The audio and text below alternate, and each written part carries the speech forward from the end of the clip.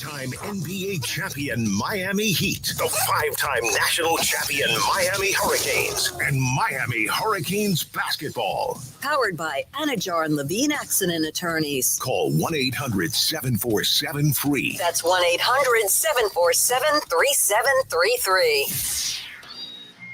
This update is brought to you by Darrell Hyundai, home of the price seats, our lowest price. Visit us at Darrell Hyundai, DarrellHyundai.com. Starting with the Heat, we'll welcome in the Hornets tonight. Tip-off from the Kaseya Centers at 7:30. The game can be heard on 104.3 WQAM. On the ice, the Panthers will host the Ducks tonight. The puck drops at 7 from Amerant Bank Arena, and that game can be heard on 560 AM. In the NFL, Week 8 came to a close with the Chiefs beating the Commanders 28-7. Week 9 begins on Thursday with the Dolphins and Ravens. And in baseball, after 6 hours and 39 minutes, Freddie Freeman hit a walk-off homer in the 18th inning to give the Dodgers a 6-5 win over the Blue Jays. LA leads the series 2-1 with Game 4 tonight at 8. The Joe Rose Show begins now.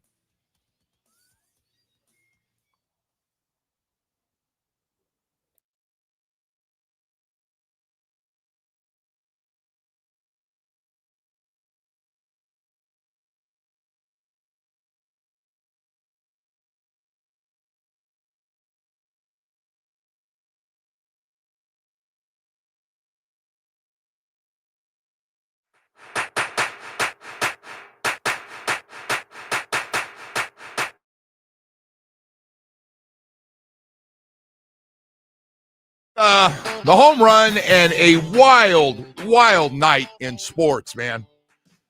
Just kind of reminded why we do this. Just for people that just love sports and can't wait to get their mind off whatever's going on during the day for you.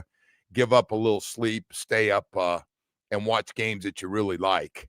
And last night kind of started off as we say good morning to everybody with two games getting ready to start about the same time. That was Washington at Kansas City, and the Chiefs are back, and maybe they never left, and the Dodgers and Blue Jays at Game 3. Very strange. I don't know if it's ever happened before where I watched part of the game, fell asleep, got up this morning to catch the end of the game live. I've never had that happen. And so what he just said, 18 innings, 6-5 win for the Dodgers. Freddie Freeman, the walk-off home run. What he just said, it's 6 hours and 39 minutes. The game was over at almost 3 a.m. this morning.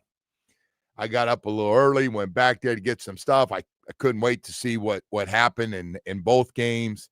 Shohei Ohtani and Patrick Mahomes. Which way did you go last night? I don't know. So some people, it's really fun. I want to get into Shohei Ohtani because it's a great show, and you never know what Patrick Mahomes is going to do. And now that he's got some weapons back, they're looking like they're going to be a tough out, and that defense all of a sudden is playing the way they've played the last couple of years. Shohei Ohtani last night did something that we'll probably never see in our lifetime ever again. Now, we've said this more than once with this guy. He is the best player in baseball right now, and he's trying to move up that ladder to be with some of the greats to ever play this game, even though I know he played a lot in Japan before coming over here. What he is doing. So he has a couple of doubles, hits a couple of home runs, walks 5 times, 4 in a row intentional, where they just said in extra innings, unbelievable, bases empty in the 9th, take your base. 11th inning, bases empty. We're going to walk you. We're not going to let you beat us. Because he's just, they couldn't get him out. I mean, he's 4 for 4 before you knew it. 2 doubles, 2 home runs. 13th, runner on, they walk him. 15th, bases empty, they walk him again. They just decide, by the way, great moves. Almost worked. Unbelievable. I'm not watching 6 hours and 39 minutes of baseball. It's hard. It's a long one. He's the most exciting player in sports, isn't he? Out of any sport. He might be, yes. I mean, my God, man. Is he pitching tonight? He is pitching. A real thing? So did you hear what happened last night? So he's doing interviews. I'm watching him this morning, and they go, hey, I know you got to get out of here. You got to pitch in 17 hours. Yeah, that's wild, man. He's got to go home, get a little sleep, get a bite to eat, Yeah. get some sleep, get back early, warm it up, and he's pitching. He's the fourth pitcher in that Insane. starting rotation. By the way, he's coming off a game where he pitched 6 innings, struck out 10, and had 3 home runs. It's with him, it's weird because it's like I feel like every time it's like, oh my God, we've never seen that before.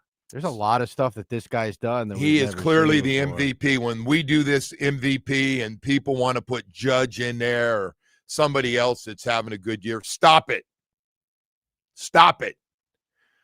What he does in these big games, he is. And by the way, throws a jet tonight. Can you imagine? My God. Oh, just I might have broke their back last night because Toronto had some chances and just had some guys thrown out and just tough ones, and they're getting on the third base coach for waving them in when the guy gets thrown.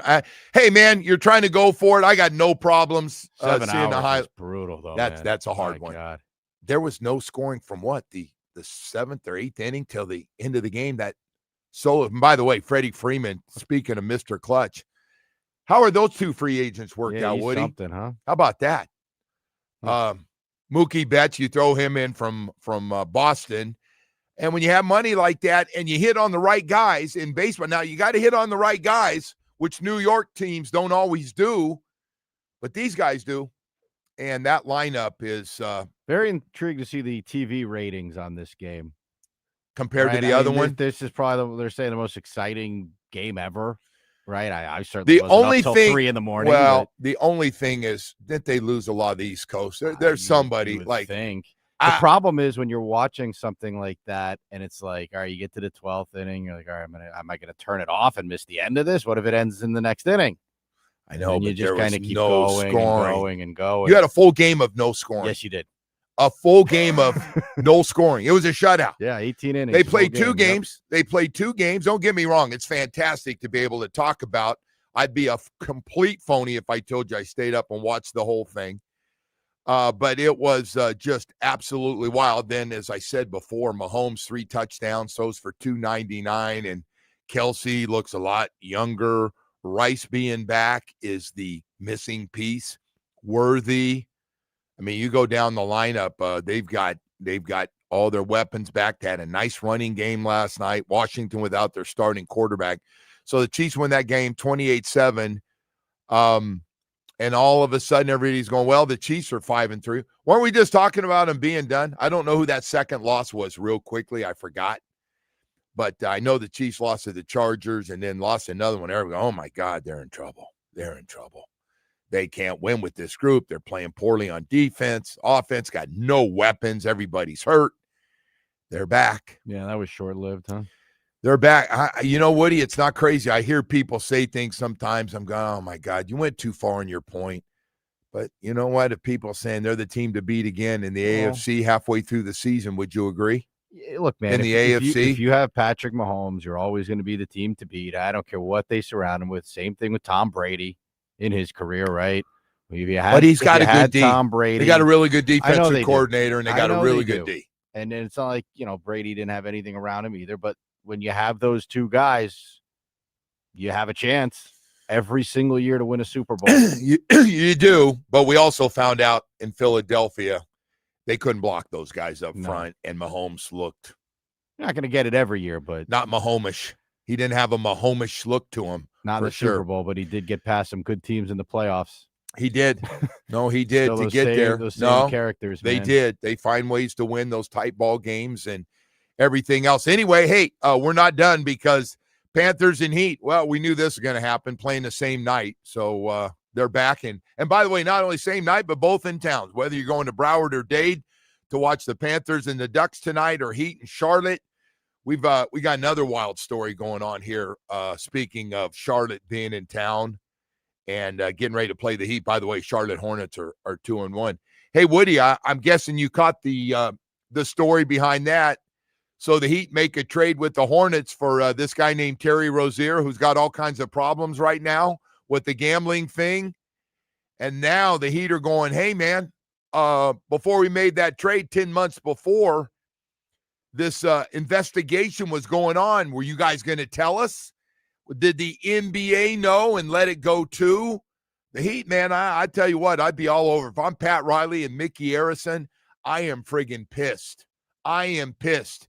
So nobody's going to tell us that this little NBA investigation's going on for something that didn't look right with sports betting scheme and Terry Rozier on some prop bets, bagging out of a couple of games that didn't look right, and some money, extra money was bet on it, and the red flags were out, and nobody was going to call the Miami Heat, who thought they were getting a guy that could score 23 points a game that was really going to help them.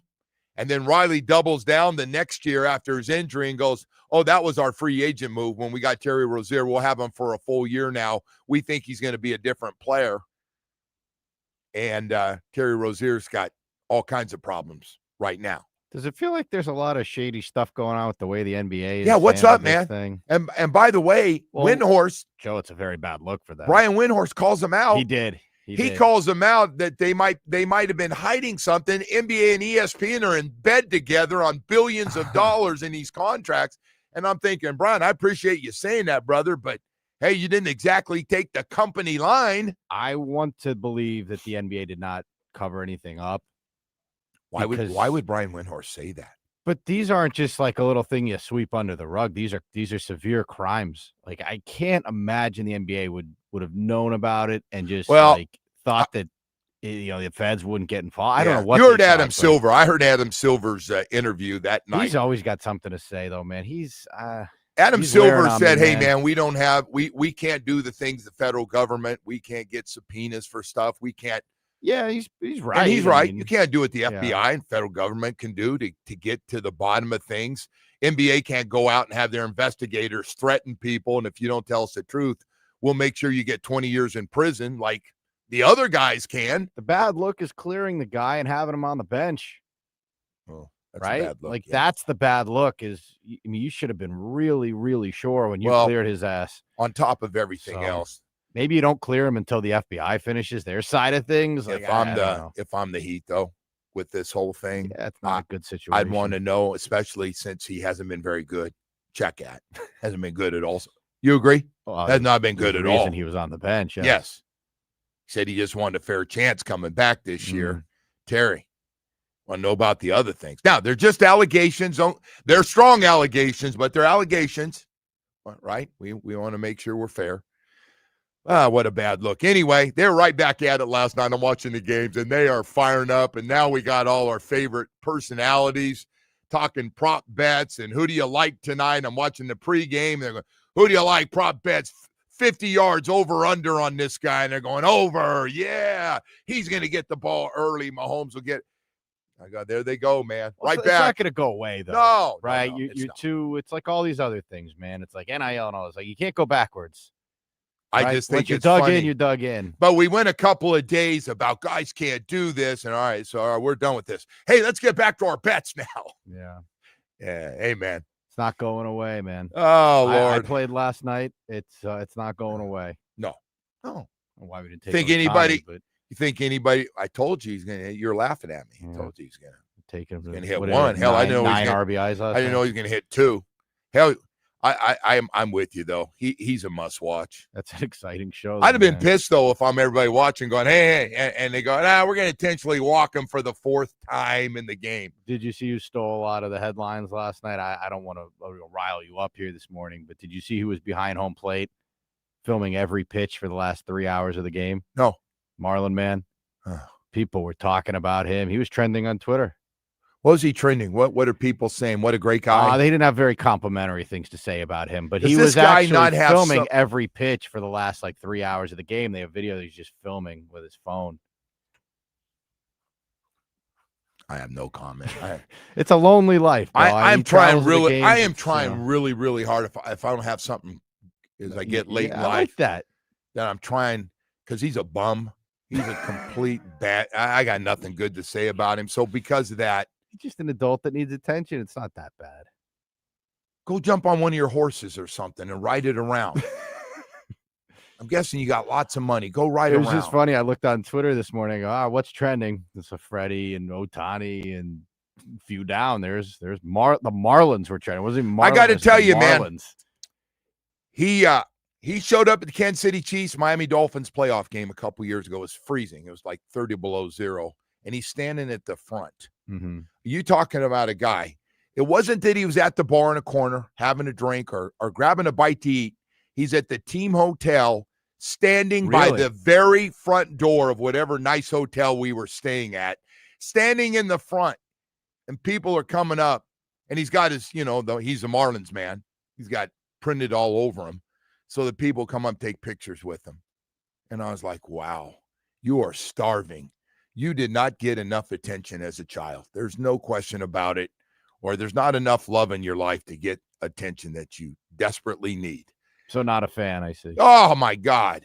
No, not a fan at all, to put it nicely. It is very clownish behavior for an adult. It was just funny. Like people are like, what do you do? That's the only thing I love. Videos. That's the only thing I love is Derek Jeter didn't treat him with great respect. That's the only thing I liked about Jeter. That's our culture, though. Now, man, to stand there with a phone and videotape it, and do you know what I do, and do you know who I am? And yeah, we know who you are. Great.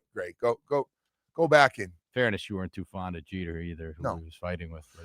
Hey, man, we got to go to break here. We got a lot more here before you decide, and you're going to be like the judge of who I like and don't like. I'm sorry. I had to bring that one up. No, you can't help yourself, Jerky. You had to bring that up. You got to try to get me going. You do notice him when you're watching the game. Yeah, because he gets those seats. He's in your picture. I saw his ass last night. All right. Hey, man, I was hoping you wouldn't bring it up, but you just couldn't help it. I was not going to give him anything. Jesus, I'm sorry. I said Jesus. All right. Hey, man, we've got a lot of stuff to get to here this morning. Oh, man, it is great, though, to see. How good was that last night? The Mahomes show and the Shohei Ohtani show at the same time. You're the two best players in sports. They might be. Night, right? 1A and 1B. Hey, man. I know Mahomes hasn't ranked in the tops when it comes to quarterback stats. But I got to tell you. But he's clearly the best player in football, correct? Ohtani's clearly the best player in baseball. I don't know who the best player in the NBA is.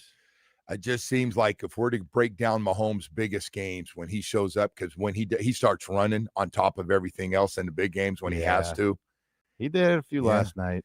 And by the way, he doesn't get out of bounds anymore. This is the most weapons he's had with this group back. Mm-hmm. Little track meet running there. All right, hey, we got more stuff to get to.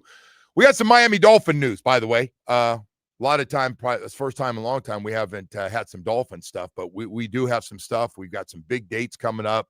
We'll talk a little bit about the team banged up at one position. We'll tell you all about that. We have that coming up. But first, I want to tell you about your South Florida Chevy dealers that kick off this morning and let you know, man, we love our trucks, and we know you will too. We got 14 dealerships throughout South Florida, and it is truck month. And if you are into a truck and looking for a new truck and starting to look around, let me start off with a teaser here. I call it the big appetizer. Durable Colorado with its standard Turbo Max engine. Impressive torque, man.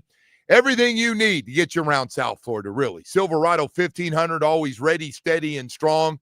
Boy, when you start to look at the advanced technology needed for the workday workhorse and the weekend warrior, whatever it is you need, that Silverado 1500 might be perfect for you. And if not, check out the Silverado HD. Boy, I'll tell you what, legendary horsepower, one of the hardest working beds in the business. Whether you need a truck, family truck combo to go along with work, or just a truck that works as hard as you do 5, 6, 7 days a week, boy, South Florida Chevy dealers got something that you are absolutely going to love. Whether it's midsize, full-size, or heavy-duty truck, South Florida Chevy dealers got a truck for you. Check it out. We got great deals going on right now.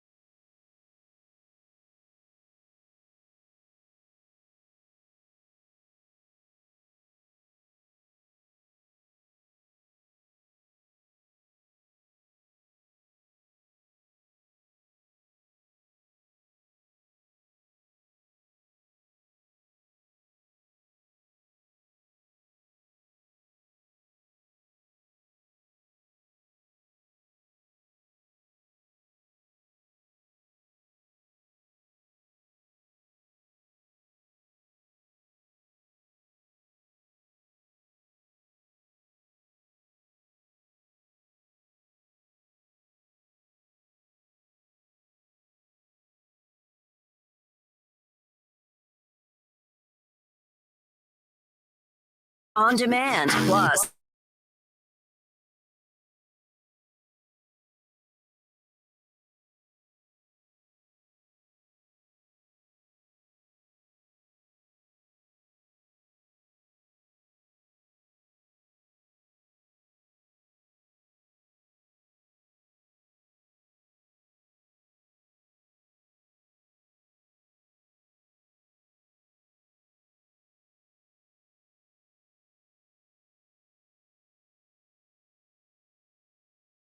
Short week, and that's kind of a big deal. Storm Duck just coming back, man, and getting back playing time, starting to rotate back in at cornerback, and went down and putting him on that golf cart. That golf cart, I don't know what the percentage of people when they're on that golf cart, the season's over, but it feels like it's I don't want to say 100%, but 90%.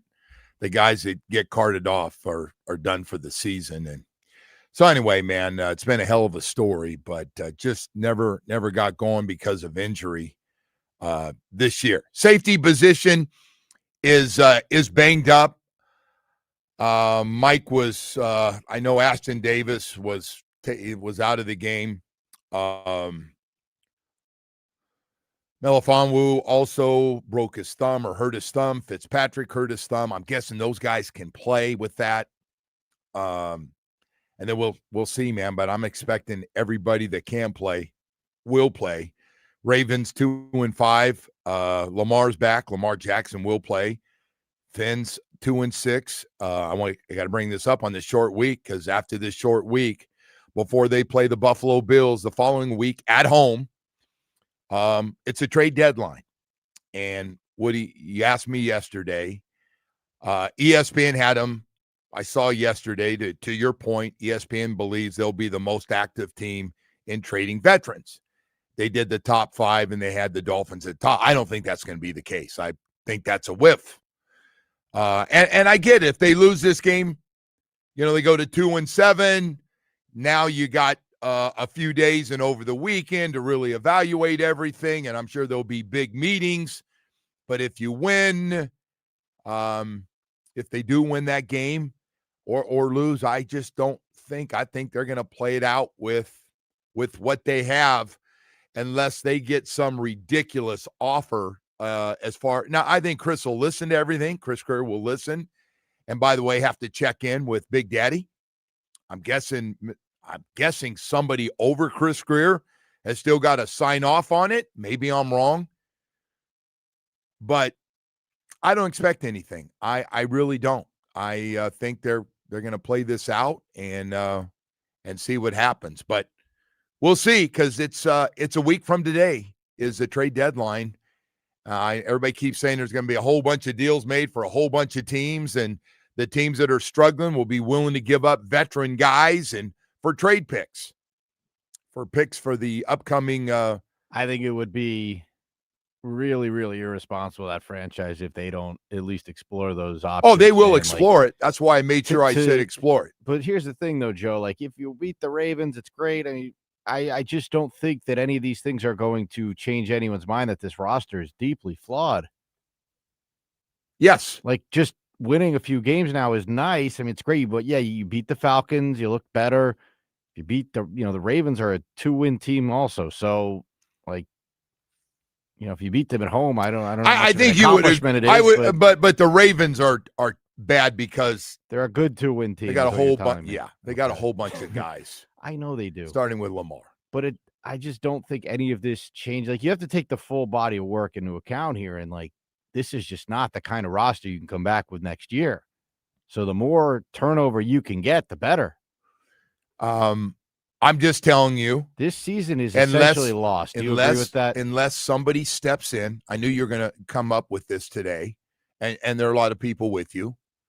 Well, the season is lost. I don't even have to ask you to agree with that. I don't care if you agree. The season is lost. Okay. Well, you're not going anywhere. You still got more than half the season. Yes, you do. So I'm telling you, going to happen in the second half of the season that you don't think you need to be stockpiling picks here to build towards the future. I agree there's going to be a lot of guys who won't be on this team next year. You and I agree 100%, and everybody else that's asked me, I said, there are going to be a lot of new faces. So why not trade them now when their value is high? The Dolphins seem to have a bad gauge on hanging on to guys for too long. So they're going to listen. I told you that. They will 100% listen to everybody, what they have to say, like you do. Like some sales guy comes up, tries to sell you, and you go, nah, it's not a good enough deal. You go get it. I'm going to pass on that deal. No, that's no deal. Nah. So, but if Chris gets a great offer for somebody and says, I could do this and won't affect the team, then, but I got to tell you, I go back to this fundamental thing. As long as your head coach and GM are here, they're going to try to win with the guys they brought in. You agree? Well, unless Chris has been told something that we don't know about, I would assume he's going to be in save your ass mode. So I would just say that my reaction to that is I have kind of watched the owner so far, and all I hear is the owner comments that come out from people who have close to them that report stuff on NFL Network and a little bit on ESPN have said he really likes Mike and Chris and wants to give them every opportunity to turn this thing around. And if that's the case, the GM and head coach are going to show that they got to show with the guys that together they pick for their roster, and they're going to make a run at this thing. And they're hoping that wasn't a teaser the way they destroyed Atlanta. Oh, my goodness. Yeah, well, I'm just telling you. So they're going to win. What's going to happen here, Joe? They're going to win 6 or 7 games, and Ross is going to send out another letter, and we're going to run back. Woody, you always ask me to look down the road. I don't know how many games they're going to win. I know who's on their schedule, but I have no idea. I never thought we would lose some of the games we did. So I've already been wrong probably 3 times on games. I didn't think we're going to beat Buffalo. I think a lot of us thought they could win some of those games. Okay, but you're asking me to go like more than half the season. Well, the reason, too, is like I don't think that Chris should be doing any more personnel moves. Like he should be out of the loop when it comes to if we're going to build towards the future, unless he's been told he's part of it, which again, I don't know what honestly, guys over there. Honestly, that's a great one. I would love to know. I know that Mike and the owner have a meeting right after the game for 10 minutes. First 10 minutes, Mike, Mr. Ross is here, and they talk. And I think they have a brutally honest. I don't think Stephen Ross sugarcoats it to Mike McDaniel. No. I mean, he said, hey, that's not acceptable. And he goes, I agree. And Mike can't control it. He comes in and goes, I've had it. That's it. But he hadn't done that. He's like, I need to see better next week. He goes, I agree. And they kind of off that 10 minutes. I don't know what the discussions are with Chris Greer. I have no idea. I'm just being honest. I don't talk to Chris. He sold him like, hey, we're going to win 7 games and we're going to get the momentum going. I don't think at this point they can sell anything like that to the team on the way they've played overall in the first couple months. I don't think they could sell that off one really good win. I don't think they can. So, but I'm just going back this fundamental. I don't think they're going to be real active in making all these deals that ESPN thinks they're going to make. I don't know what that means. 2, 3, 4 guys that they might trade. I know who the guys would be. I do agree that people would like to get Phillips looks better. Chubb looks better.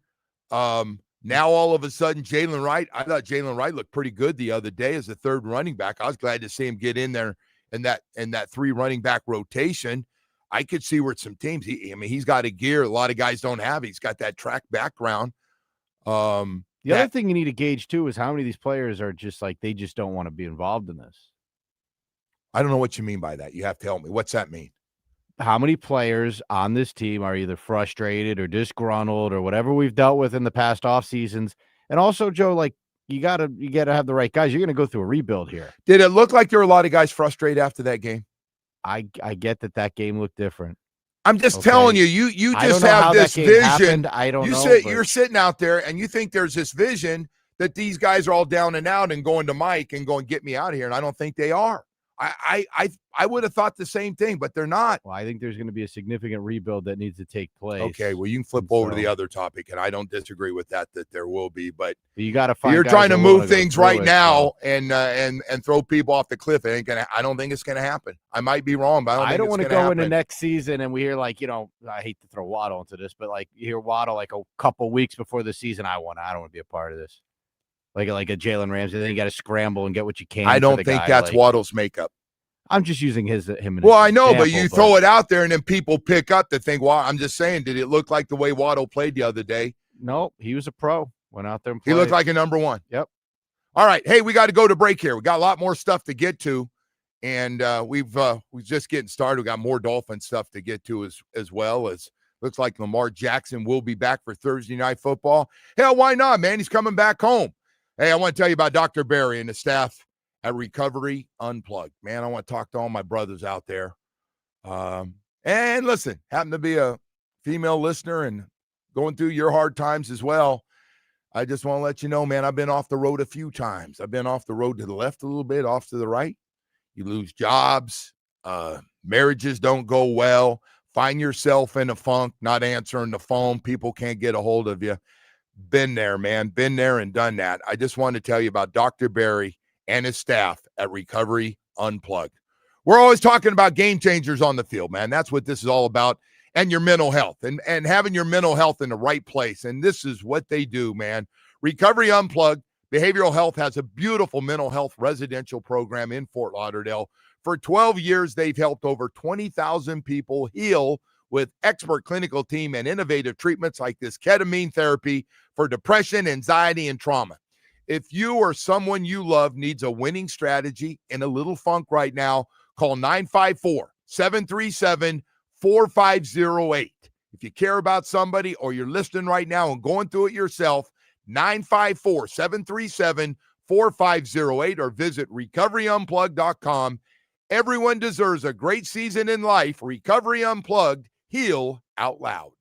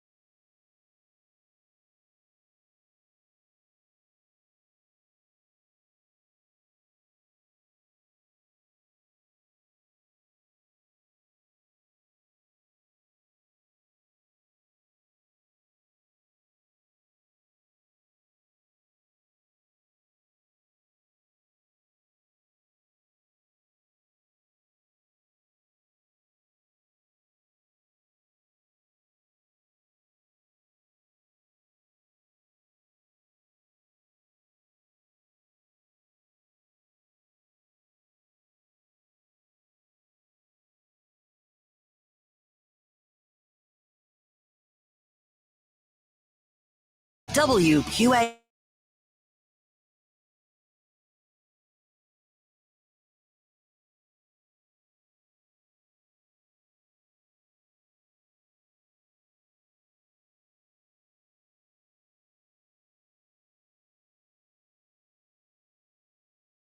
I always say this. Sometimes, we talk about do the same topics, but boy, I'll tell you what. Sometimes things happen in sports, or you get a night where two of the best in their sports are playing, like Patrick Mahomes and Shohei Ohtani, and then you get to see it, and they show up in a big way. And last night, Mahomes threw for almost 300 yards and 3 touchdowns, and Shohei Ohtani just continues. What you were at that crazy game he had down here with breaking the record and the home runs, and what do you have, 12 RBI in the game? Was it 12? Yeah, well, that we started bringing in like fielders to. Yeah, but I mean, it didn't matter. No, it was Woody, awesome. It was just a guy. He had a night that last night was nobody crazy, have though, man. Last night he hit. You know what's funny? You buy an outfield ticket to those games, like you gotta, those lottery tickets are flying into the stands out there. All those $1 million baseballs you can catch. Look at that last night, man. He is just. How'd you like to get a ball from that? He was in a funk, right? Just a couple of series ago, we were talking about, man, Shohei's really struggling. Everybody's figured out how to get him out. Well, now they can't, because most of the pitches are ended up out in the bleachers somewhere. And by the way, some of them are just absolute bombs. 2 doubles, 2 home runs, and then finally Toronto goes, we're not pitching to him anymore. They got in all those extra innings. And by the way, they played a full game of extra innings last night. If you missed it, 18 innings. And they just said, no, base is empty. Nope. Walk him. Intentional walk. Just point to him. Just walk to first, walk to first, walk to first 4 times. And then, so he ends up last night, he walked 5 times and had 4 hits. He got on base 9 straight times. First of all, probably never see that again, because these games don't usually go that long. But on base 9 straight times. He's just doing things in this game. And this game's been around a long time. Somebody brought up last night, something he did last night hadn't happened since 1900. And you're going, 1900? Jeez, that shouldn't even count. 1900? You mean like 1901? So, he's just, and then, by the way, I mean, Freddie Freeman's the one hits a walk-off home run. Oh, clutch Freddie doing it again. 6 hours and 39 minutes, way too long for me. If he pitches another gem tonight, he throws a great game tonight, and they win, be one of the most, just outrageous, incredible things we've ever seen. If he goes from that hitting performance to a good pitching performance, if he shows up 17 hours later. I mean, my God, man. Show up 17 hours later, and you go 6 innings, and you strike out 10, and don't give up any runs, and throwing it 100 miles an hour for little entertainment purposes like he does. It's just ridiculous, man. It's, these guys just don't come around very often. And when he got here, and I'm going, he's going to House of Stars. Let's see how that goes. He is clearly the president of that club, and they know it, because he's doing things every night. When his home runs go, and he's throwing harder than the rest of the guys. He hits it. It's just everything. His home run, I didn't go, but the World Baseball Classic, they were talking about his batting practice. Now, we've had Giancarlo Stanton down here, so we've seen some big boy batting practices. And if through the years with some of the guys who are juiced up, we've seen guys that, we just seen batting practices where guys hit it a country mile. This guy is just, they call me and go, hey, Joe, you're not going to believe this guy's batting practices. Like, he knows people, are watching. He likes to put on a show. He is different level. That ball comes off. I like his batting stance too. He's very calm up there, right? Like, he's very like a statue, just very calm. But you know what? It's like Mahomes. They know they're the best. When they go out, there's a little strut to them. There's a little something. Like, they don't say it. They don't have to say it. You just know I'm the best this game has. Mahomes, we can rank all those other guys, and there's a whole bunch of good quarterbacks. Hell, we got a nice batch. They're having a debate yesterday about the next batch of quarterbacks and how good they are, including Drake May, who, they were raving about yesterday for the New England Patriots. But there's just something about Patrick Mahomes and the bigger the games. And I know he got his ass kicked in the Super Bowl. But can't win them all, man. Brady didn't win them all either. No, but I got to tell you, he is there is something. As long as you've got him, and by the way, the bigger the game and closer it gets to the playoffs, and they need it, the more he runs. He's not afraid. When he had two of his offensive linemen, one of his offensive linemen had some kind of personal issue, to put it nicely, and went AWOL. He's gone, and another guy's out, and they just work around it, and their offense line's always hurt too. Those guys they got the same thing about half the league has right now. So Otani's strikeout totals at 6.5 tonight. Pretty wild. You're bringing it up. You just Terry Roziered me. I'm sorry. I don't have any tips for you on that, but I think there's a good chance he strikes out more than 6 tonight. That would be wild. First of all, he's just got nasty stuff. And, Big Bo's big on this Little League. I call it Little League baseball, where the best kid pitches and then he goes and plays shortstop or plays whatever. And he just plays all the time. And you never take him out of the game. And in high school, you probably have the same thing. There's high school coaches. We got one of those guys too. He pitches. When he's not, we put him in right field or something. But, man, we're talking about the highest level of friggin' baseball. Now, he's not playing everyday player. He's DHing. But, man, it's just different. Bigger the game, man. This guy is just crazy, crazy good. That was special last night. And by the way, I'm guessing most people, 6 hours and 39 minutes, the game got over almost 3 o'clock this morning, did not see it, the whole thing. And if you did, your ass is probably sleeping right now and not listening to me. But I will tell you, if you get a chance to go back and see the highlights of that game, it's much better. They're doing about, 20 minutes? You can see all the highlights, and it's there were some relays in. There's some absolutely perfect. The fundamentals of baseball last night, a couple of plays that were made on a deep right field, hitting a cutoff man, throwing a perfect throw home. Just great stuff. A lot of good stuff that coaches can show the kids for sure from that game last night. Hey, we got 7 o'clock hour coming up, man. All kinds of stuff going on. All kinds. You call it the equinox, right, Woody? Is that what you told me yesterday? It was the equinox. The sports equinox. And I saw that yesterday, and I was like, man, what a dumbass. You thought the equinox was only in the Chevy family. No. Tonight they got this frozen frenzy. That's the hockey. Every hockey team's playing. Okay. Oh, I didn't know that. Boy, you're on a roll. I like this stuff. I'm not making this stuff. These are not original thoughts. There was a pause. I wanted to see if you were messing with me. No, it's I didn't know everything. The frozen frenzy, but I'm not, these are not my inventions. Well, I got to tell you, Panthers got the Ducks, and the Heat are also in town playing the Charlotte Hornets. By the way, good time to be alive right now, man. Good time of year for sports fans. Hey, I got to tell you, and the Heat, man, they look a lot different than I thought they were going to look. This fast-paced stuff is fun to watch. For all those season ticket holders or watching on TV or listening, my God, they're fun. They are fun to watch, and they got some guys off to great starts. Brad Marchand, a death in the family, will not play tonight, so Ducks are in town. They got a good team playing the Panthers as well. So, yeah, a lot of stuff going on here, folks, in South Florida. You can hear a lot of it right here on Sports Radio 560 WQAM. Hey, some other things to get to that are very, very important. I want to talk about Atlantic Men's Clinic, ED, low T. I just want to let you know, man, if you're going through it, I just heard yesterday when I was down at Atlantic Men's Clinic, Joe, couple guys said they heard you, said they're in for great results. I just looked at the girls and I said, they're in for great results, man. Nobody does it like Atlantic Men's Clinic. I know the owners for a while now.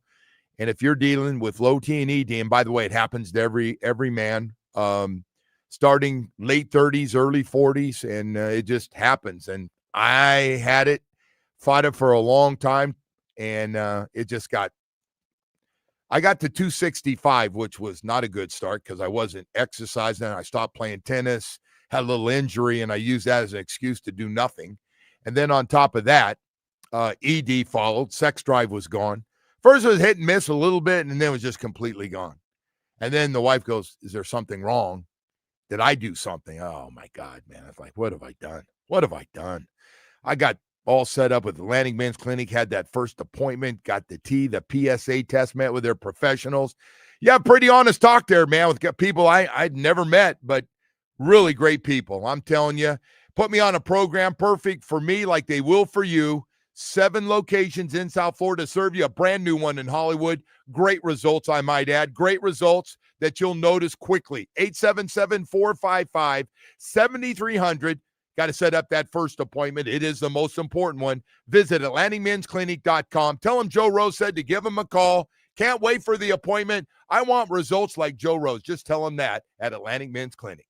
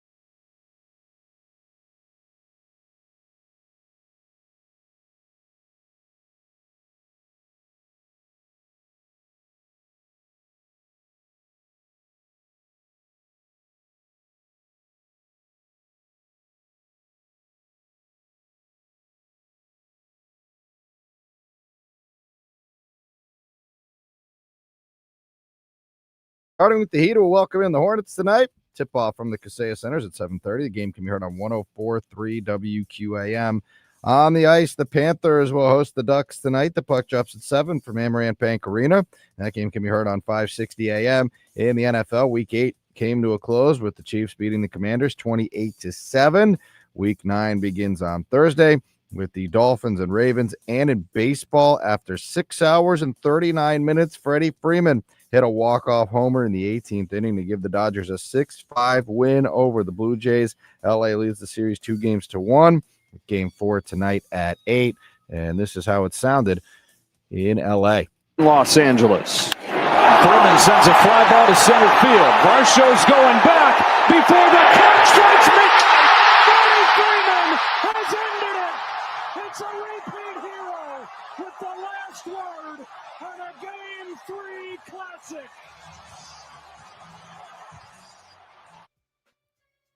And Woody, I got to tell you, Freddie Freeman, I know we're going to be talking about Shohei Ohtani and the ridiculous night he had. And by the way, 17 hours later, he's going to be the starting pitcher tonight for the Dodgers, which is just all this stuff with him is crazy. But I tell you what, old Freddie Freeman, and he came close. He had a warning track one that I thought was out last night, came up a little short before the walk-off. 6 hours, 39 minutes, the game got over at almost 3 a.m. this morning Eastern time. So if you got up early, had to turn the TV on while you're having that cup of coffee in your office or in the house, and you're like, what? This thing's still going? What inning is it? 18. Wow. 18th inning. All right, here we go. So anyway, Dodgers go up 2-1.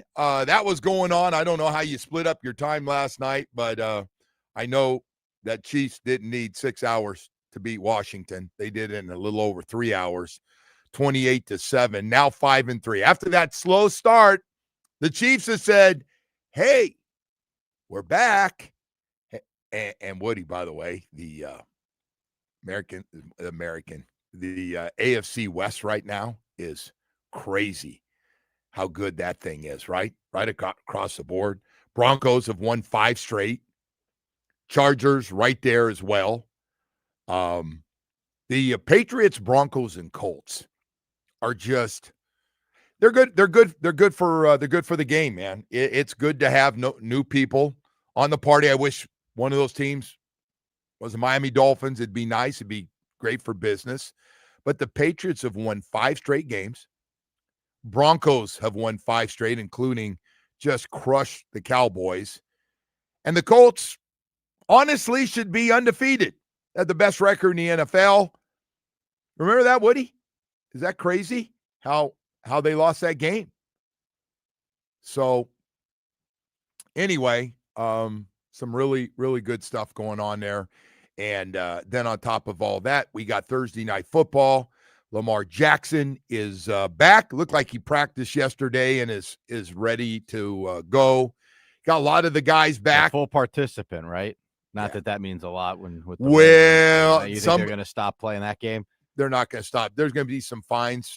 Ravens are going to get fined for saying, we didn't quite understand, or it was my bad, or it was a mistake, they said, right? Honest mistake, Joe. I know we don't give anybody the benefit of the doubt. I know you don't give anybody the benefit of the doubt. I mean, they don't know what they're doing. Come on.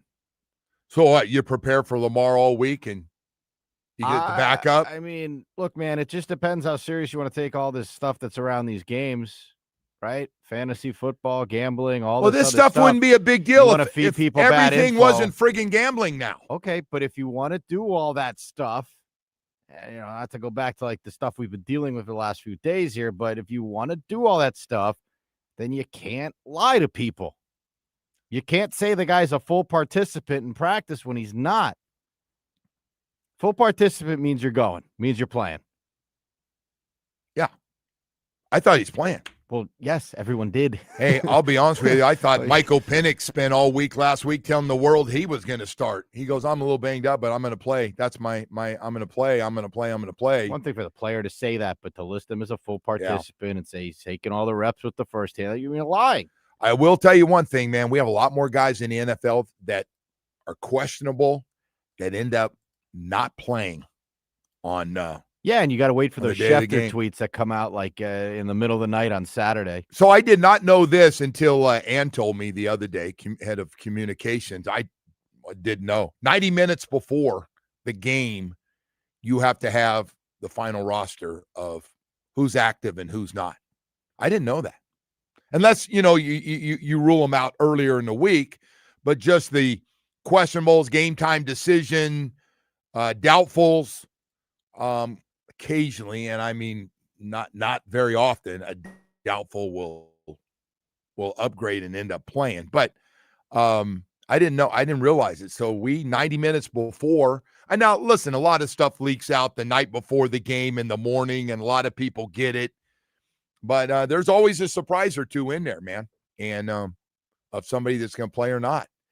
But hey, it's never going to be perfect. There's always going to believe that people think the teams know what's going on. They're aware of stuff, whether they're trying to score or get a guy another catch or take a guy out too early before he gets your numbers. I mean, there's always it's not going to be perfect. It's always going to be there's a don't conspiracy. Intentionally mislead people, and that's what Baltimore did. And I'm sure they knew what they were doing. But they're not going to suspend anybody.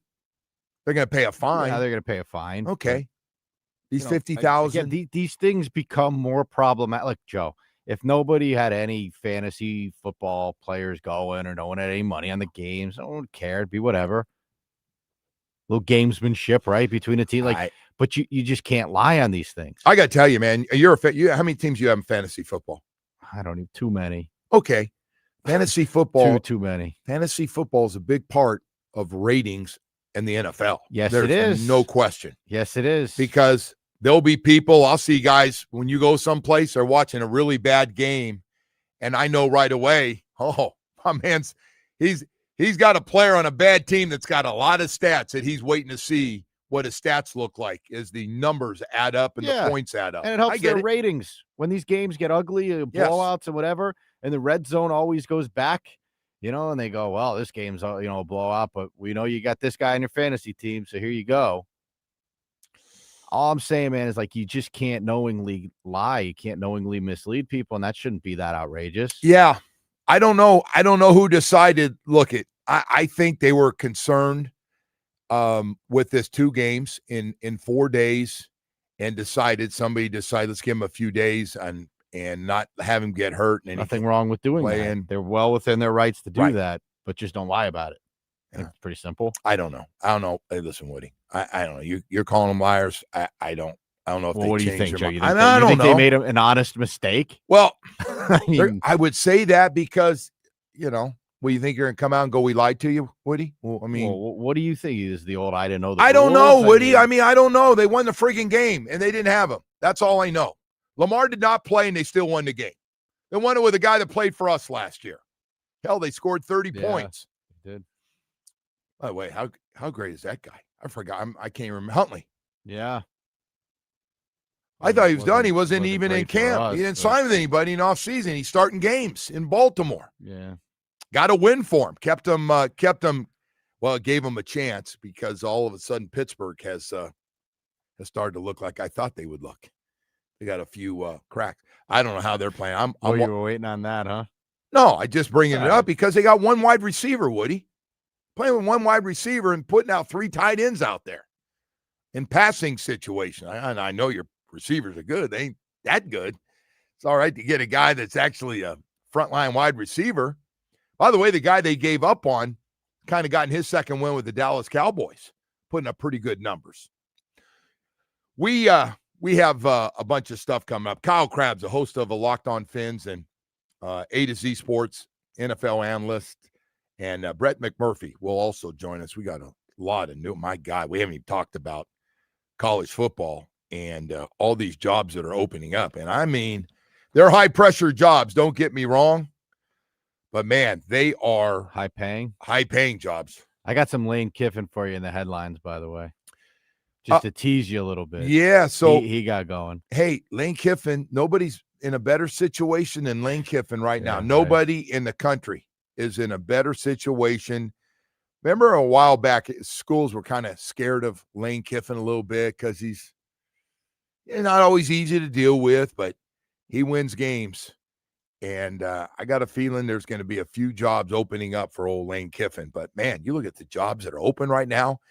LSU, Florida and Penn State, Arkansas, UCLA, Oklahoma State, Virginia Tech, and Stanford. These guys are going to make what in their career? Like Lane Kiffin's going to make what, over $200 million probably when it's all said and done? Oh, yeah. Easily. So these guys are now making crazy, 10 to man. 12. We Yeah. just saw a coach at Indiana get 11.5 million average a year. I think it was like 90 something, right? So he's in it. And by the way, if you decide to get rid of me, it's in my contract. The buyout is starting to look like 50 plus million for everybody. We got two guys, not Jimbo Fisher, 70 million. Crazy. They paid that scumbag Kelly. They gave him $54 million. You go scumbag on him? He's the worst. Did you just go? I'm not a fan. I know of the he's guy. rich, but I hope that he enjoys living with knowing he's a failure. I tell you, he got blasted yesterday. He's the worst. I can't imagine how you would hire that guy, but he has got to be the worst piece of crap in that whole sport. Hey, and you know what's crazy about these jobs? These guys don't get 2 or 3 year jobs. I mean, 2 or 3 year contracts. I know. They get long term. That agent does a nice job for them. It's the same guy too, yep, Woody. Sexton, yeah. Oh, same guy doing them all. I heard the Texas coach talking about his agent, and he's mad what people are saying, and that he's going to leave. And everyone does that act too, though. They get upset about what's crazy? Questions. The top college coaches are making a lot more than a lot. Not all of them, but a lot of the NFL coaches. Mm-hmm. It is so pro football. It is. And I have a feeling these contracts for the players are going to be heading north too. I don't think they're heading south anytime soon. We've got more stuff to get to here this morning, as it was a wild, wild night last night. Just a great night. If you like star power, the Stars were out last night and showing up in a big, big way. Panthers and Heat. How many of these we have this year, Woody, where the Panthers and Heat play the same night at home? Well, we got one tonight. Panthers and the Ducks in Broward County. Heat and Charlotte Hornets in Dade County. And so we'll see what happens tonight. Panthers have played really well so far at home. And the Heat look fantastic, man. What a great start. Just this new style of play. Guys loving it. Have fun and gun, man. Have fun and fire it. That's what they're doing. Hey, I want to talk to you about a guy that's full of fire. Hey, I just want to let you know that, or ask you, are you ready to sell your business? Is the stress and the headaches going to be too much? Huh? Are you just plain tired of being tired every day? Have you just gotten to the point you come home? It used to be maybe on Friday, you were exhausted. Now it's every day. Something else is popping up. You built up this business of yours. You've done great with it. It's been great for your family. And now you're going, maybe it's time to get rid of it, sell it to somebody else that cares as much as I have, and somebody can get me a lot of money. That's where the main man, Anthony Caliendo at the Business Broker Experts, comes in. He is absolutely the best business broker in the entire state of Florida. He doesn't just list businesses. He packages businesses to sell right here in Florida. Hey, he wants to let you know, man, he's about putting it together, putting deals together to get you the most money. He wants to let you know South Florida is booming with people that have sold their companies in other parts of the country that are coming to South Florida to live and looking to buy businesses just like yours. He has the buyers, man. Here's the deal. Smart owners always ask, what's your end game? Because of having an exit strategy is the most important investment you can make for your business. Anthony's got a program called the Biz Exit Experts Advisor Program. And listen to this. It can help you increase your business value by up to 71% or more. How about that? A lot of people are using it, and it works. The main man can do it for you. Anthony Caliendo, dial 1-800-THE-MAIN-MAN. That's 1-800-THE-MAIN-MAN, and talk to him directly. That's who's going to deal with you. The main man. He'll flip your biz and cash you out big. 1-800-THE-MAIN-MAN, Anthony Caliendo.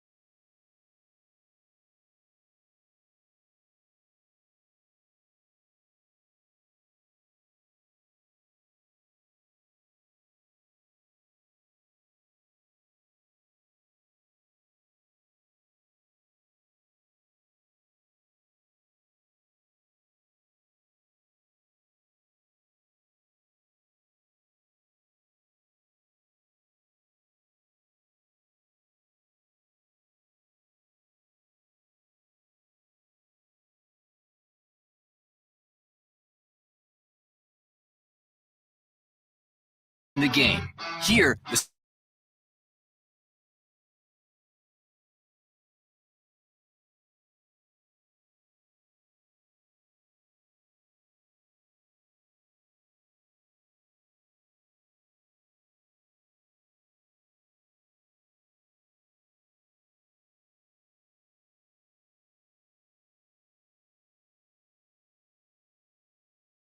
Degrees as a cold front coming in, and thunderstorms possible after 2 o'clock. 15 minutes.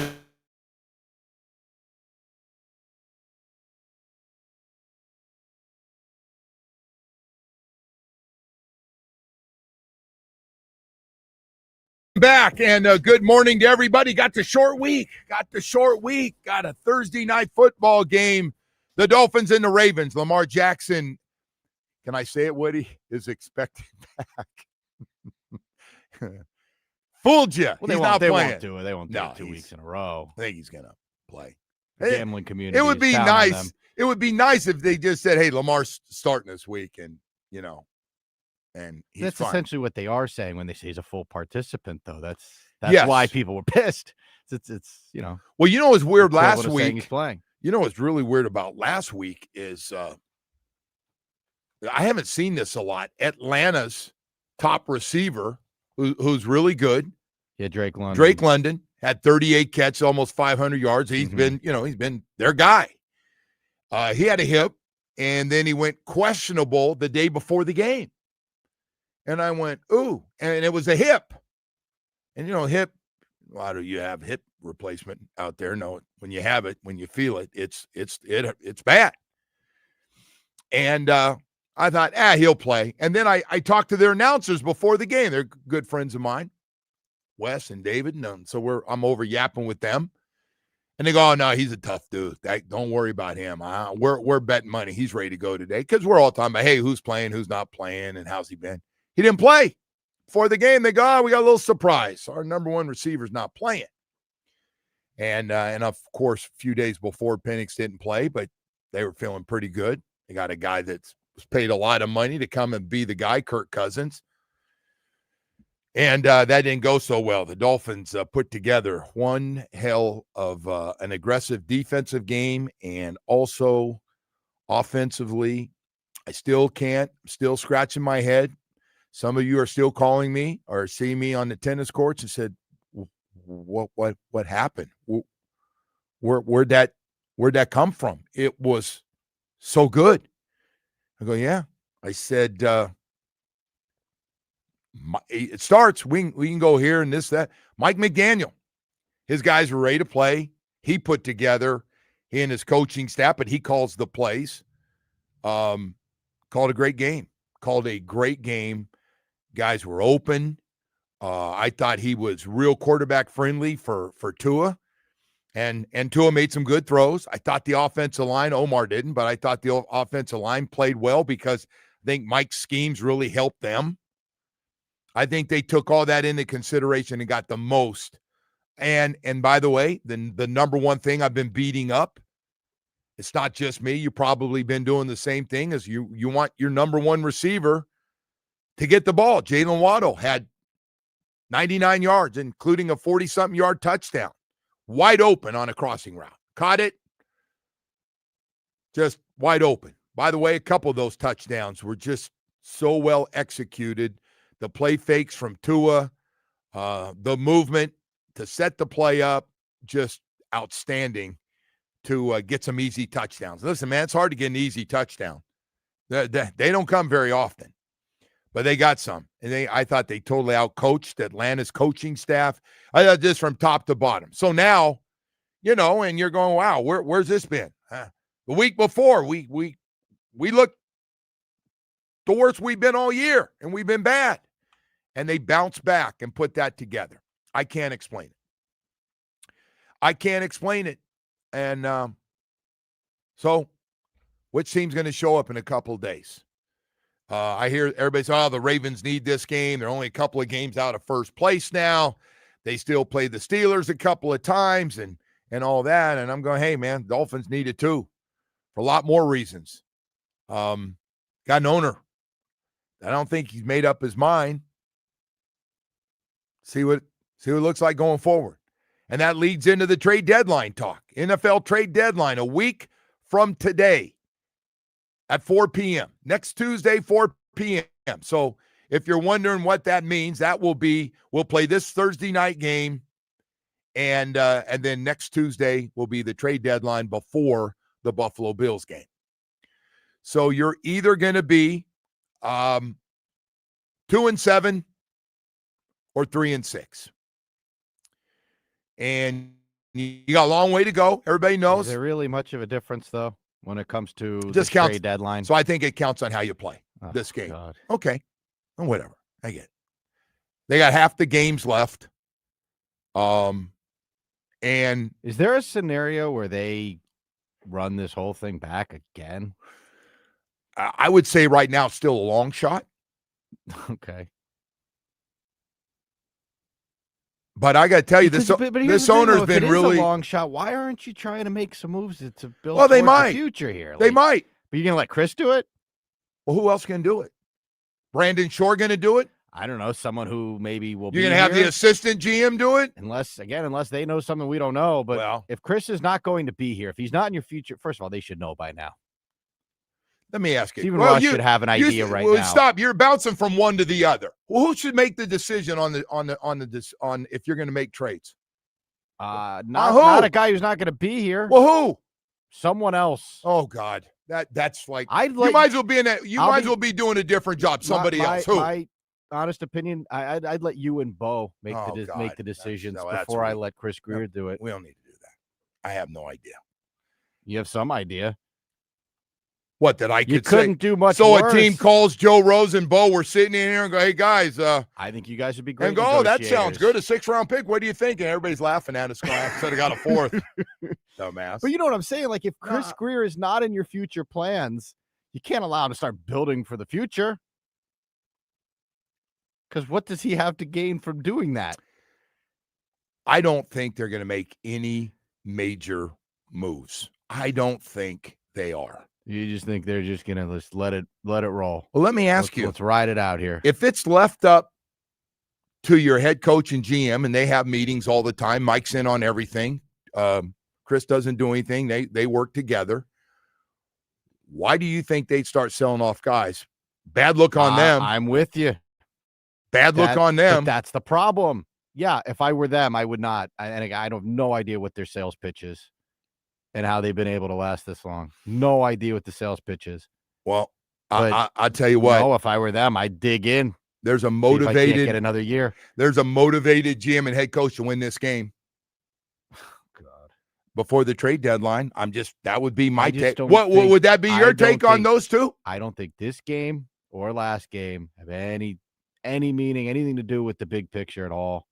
Well, you're still the big picture is what the big picture is, man. And what's a big picture is a big picture, man. This is not a good football team. No, it's not. No, it's not. And winning a few games here and there against subpar competition. The only thing you say that I agree with, because you're just throwing out all kinds of stuff. The only thing I agree with is this roster is not very good, and there's going to be a lot of changes in the offseason. Mm-hmm. A lot. And by the way, the only guy you're going to take care of from this group is Achan to make sure he's coming up on a deal. Do you also agree that now you would get better value than you would if you started dumping guys in the offseason in a rebuild? So, first of all, everybody, because you're in this situation, and it's not just us, it's all the 2-win teams or 1-win teams. Mm-hmm. Jets going to get a lot of calls they got a bunch of good players. They're not a very good team, but they got a bunch of individually good players. They're going to be getting calls, and I think everybody's going to try to get a great deal. Like you go to get a car, you're trying to get a great deal.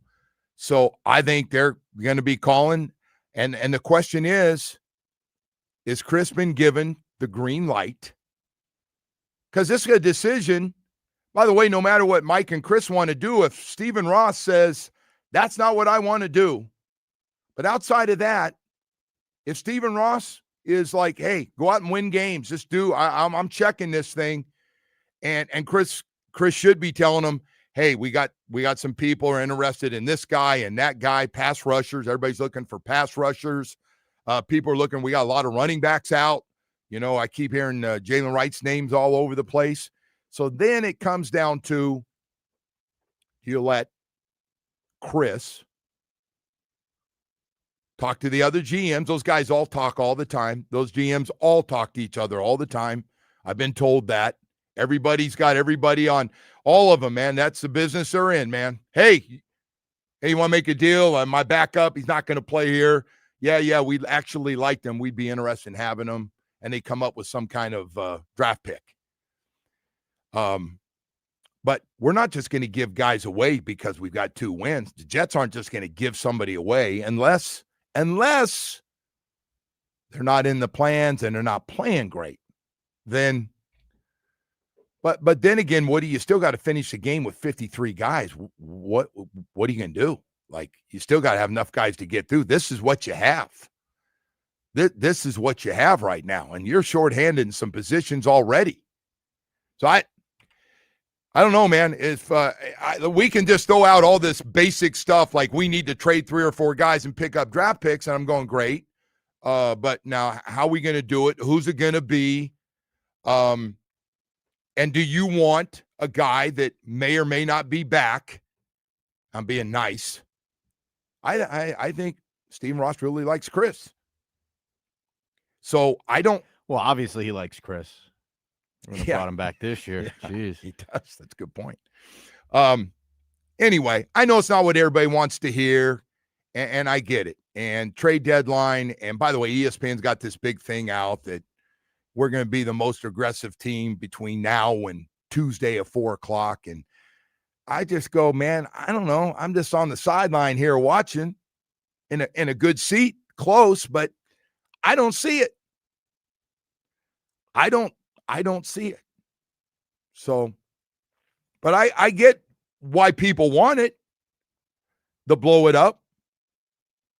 And well, I mean, I think that's coming regardless. Oh no, there's going to be a lot of new faces. I think the bigger thing is they're trying to figure out what they have in this draft class and how much better they're going to get between now and the end of the year and last year's. Mm-hmm. Like, we got to get Chop Robinson going a little bit. Is the doomsday scenario for Dolphin fans that they win 6 or 7 games and I don't know what Stephen Ross sends out that note? I really like the direction we're heading, and I have trouble believing if we have that amount of wins, which, you start talking about 5 or 6 wins, you're talking about almost a top 10 draft pick, right? Does that sound right? Right? Yeah, probably 10 or 12. There. And, you're going backwards. I'm guessing at some point, and I know Stephen Ross is not big on change and going through this and likes people, but I can't imagine everything comes back the same if you have that amount of wins. I'd be disappointed myself. Hey. I mean, I wouldn't be shocked. So I don't. Hey, man, I'm not surprised by anything. When I keep the reports, only reports we get out are, man, Mr. Ross just wants to see improvement. He was fired up after the last game, and they crushed Atlanta. Anyway, we got to go to break here. We got more stuff. We got more stuff to get to here. All right. Hey, listen, we've got Woody's headlines coming up here, Hollywood's headlines, and then we'll get into Kyle Krabs at 8:00. We'll talk to him about all these topics. And right now, I want to tell you about Michael Kotze. No, he can't play quarterback. He's not a GM, and he's not a head coach. But I'll tell you what, when it comes to getting a mortgage at Choice Mortgage, Michael Kotze can do some amazing things.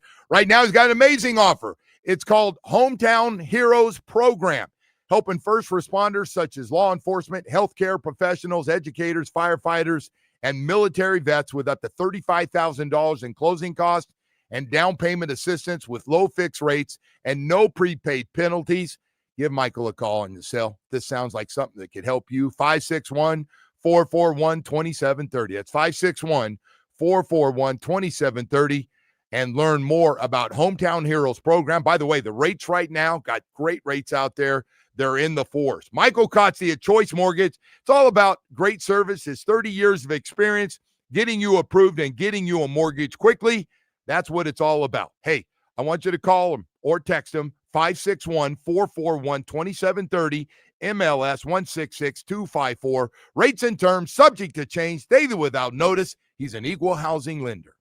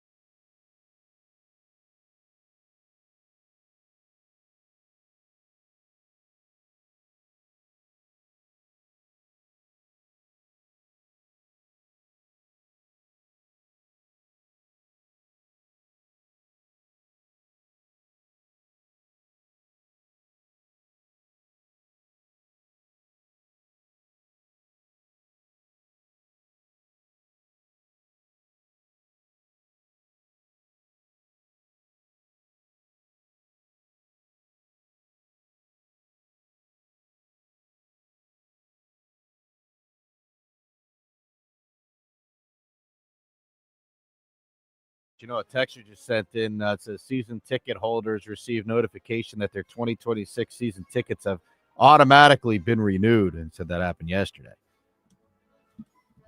I don't know how that works. What are you saying? They automatically just relaying the information. You didn't let us know, so you got to. I guess I don't. I saw something in the paper. They didn't raise their prices. Oh, that's nice. That's generous. Yeah. What do you got there, Woody? All right, Joe. Lane Kiffin has been making a lot of news lately.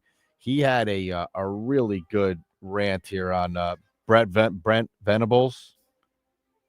This is pretty good here. Bear with me; it's a little longer, but just listen to this here from Lane Kiffin. Your thoughts following the game? Coach Brent Venables said you felt like he had the better team. Just your overall thoughts on that.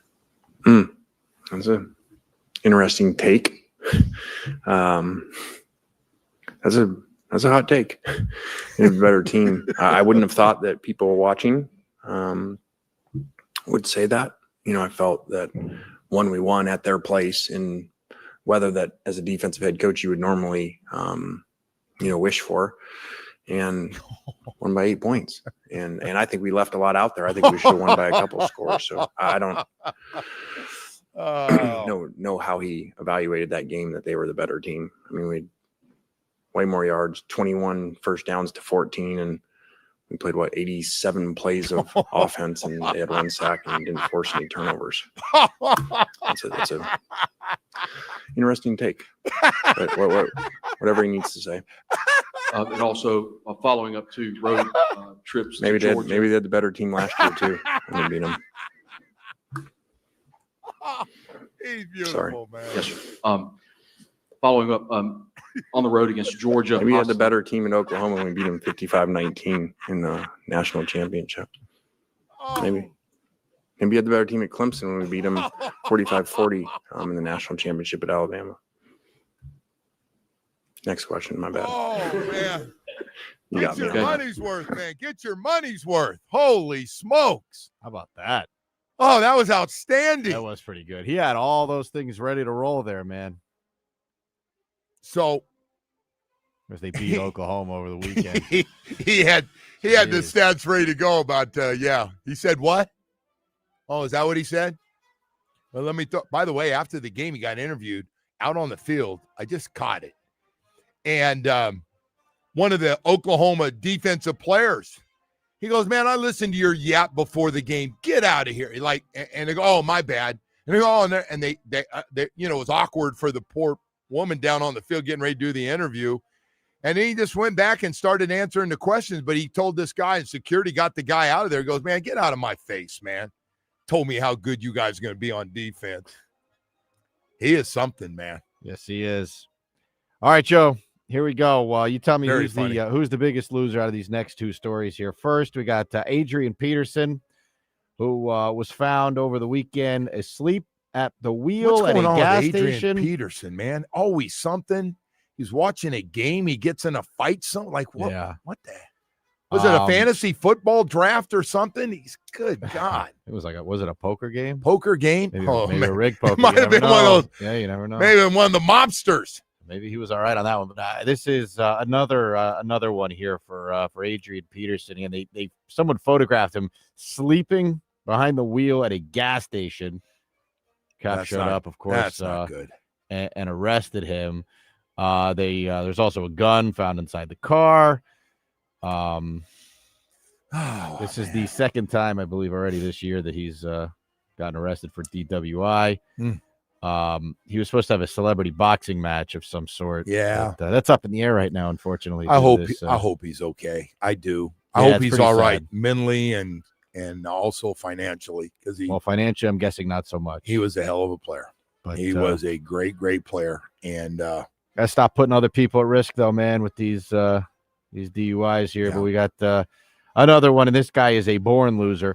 Paul Pierce, Joe, has been charged with a DUI here. Remember, he also fell asleep at the wheel, but this was about a couple of weeks ago here. This is the weirdest excuse I've ever seen for one of these. He went on Twitter, sent a picture of standstill traffic. I believe he lives in LA, right? It wasn't moving, and he fell asleep. And he goes, imagine being stuck in standstill traffic for 45 minutes and falling asleep. I took this picture that night because I never been in standstill traffic for this long. I'm old, I'm tired, and I fell asleep. I'm good, y'all. Thanks for the love. So I don't know, man. I live in Miami. I know, but the only thing I would say back is that LA traffic, that's not something new. It's the worst traffic in the United States. It by far is the worst. It is. But let's not act like there's no traffic. I mean, like no, 45 minutes. You never seen anything like that? Well, you live out there and you travel. Those people out there know how bad it is at certain times when they're going certain ways. And so, yeah, that's kind of weak. Anyway, they also like you're shocked that there's a blood test to find he was drunk. So serious traffic problems in LA, and you're going out there and you don't know that. I took my daughters out there, and it was you could do one thing a day. Yeah. Like you made all these plans. We're going to go here. We're going to go to we're going to go to the studios. We're going to go down the beach, and you're going, oh, apparently we can only do one thing because it's hard to get around. Nice to see him handle this with the same level of energy that they did with that rigged poker game. Like that really hurt anyone.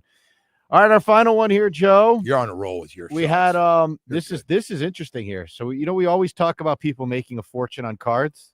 Yeah. How about someone who lost a fortune on a card? Who? We never hit this one. It's the biggest loss in the card collecting history. Here, we had a $7.2 million Babe Ruth rookie card that was sold in December of 2023. And $7.2 million. Now, there's a little bit of controversy around this card here. It shows Babe Ruth as a minor league pitcher. It's an 11-card set. The Baltimore News. This thing is obviously wildly rare. There's only 10 to 15 copies known to exist, making it roughly 4 times rarer than the T206 Honus Wagner card. We know about that one. That was also the most expensive card at that time in history. But this one, Joe, $7.2 million paid. It just sold at auction. The guy took a hit of $3.2 million. Wow. He had it for 690 days, sold it for $4.02 million. That is a loss, Joe. Listen to this. Are you ready for this? A loss of $4,609 for every single day that the guy held on to that card. I'm sure he would consider probably a successful guy, but would consider this a bad investment. Yes. Yeah. That's the thing, man. These things by the way, it had an estimate when it went to auction. They said $7 million, but you never know. You throw it up at an auction and you never know. Oh, the Babe got him. Work out well. The Babe got him, man, of all things, man. Crazy. Hey, we got 8 o'clock hour coming up here. Kyle Krabs, host of Locked On Fins and A to Z Sports, NFL analyst, will join us coming up. We'll talk to him. We got a lot of Dolphin news. We got Thursday night football game. We'll talk to him about all that. And the trade deadline. All that straight ahead. But first, I want to tell you about my friends at Around the Clock Air Conditioning and Plumbing. That was for Big Daddy Lenny. He's not with us any longer, but he started something real special 37 years ago. Yes, he did. Built on one truck and worked its way now to 135 trucks on the road, 7 days a week. We lost Big Daddy Lenny a couple years ago, but I will tell you, Eric and the gang over there are doing a great job. Still family owned and operated. They go 7 days a week. They really do. They're taking care of all your problems. Not just that, but I want to let you know the 37 years and the 7 days a week and 135 trucks on the road with trained and certified technicians and the best licensed experienced plumbers in the industry for any kind of plumbing problem you might have. Hey, man, I want to let you know, too, we are the air conditioning and water heater kings of South Florida. We got a warehouse full of them. And when I say full of them and a big warehouse, I'm not exaggerating because I've been in there. It is incredible. I want to let you know, part of great service, the same-day installation. That's always the goal at Around the Clock Air Conditioning and Plumbing. If they can't make it, you know they're coming the next day. Financing plans to help you out. Man, they're doing it all. It's about great service. And that's what they try to do every day. Go to 855-PLUMBER. Nice lady will answer the phone if you're having a plumbing problem. You've seen the billboards, 1-888-349-6922 for Around the Clock Air Conditioning and Plumbing.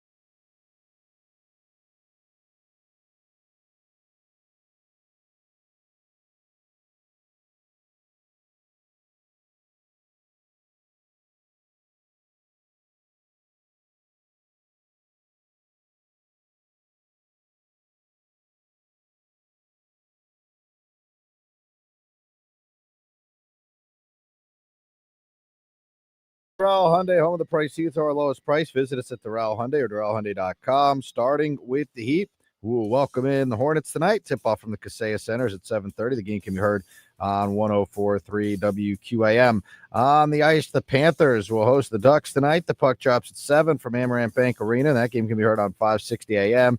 And the NFL Week 8 came to a close with the Chiefs beating the Commanders 28-7. Week 9 begins on Thursday with the Dolphins and Ravens. And in baseball, after 6 hours and 39 minutes, Freddie Freeman hit a walk-off homer in the 18th inning to give the Dodgers a 6-5 win over the Blue Jays. LA leads the series 2-1. Game 4 is tonight at 8 o'clock. The Joe Rose Show continues now.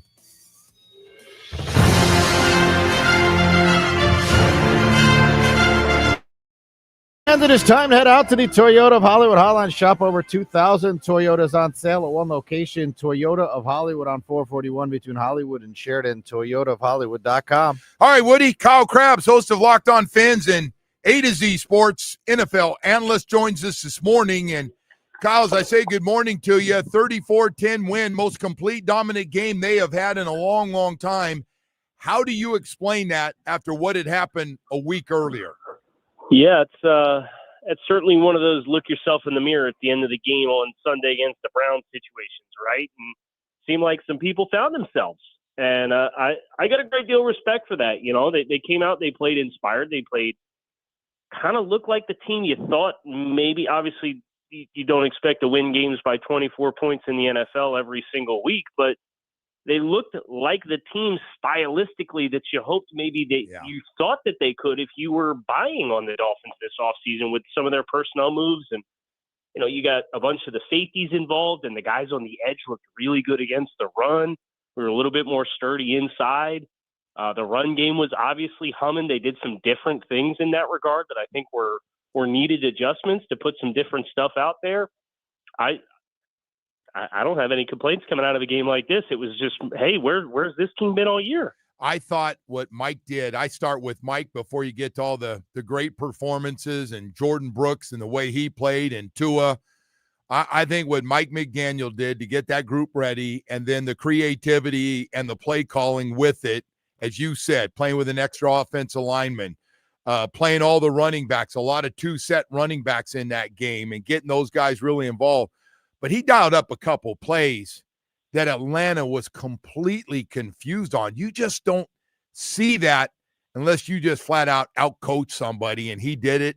I thought he really helped Tua with his game plan and got his confidence going in that game. And I thought, I don't know, Omar didn't think the offensive line was very good. I thought they played pretty darn well, and I thought they were helped out by what they were asked to do.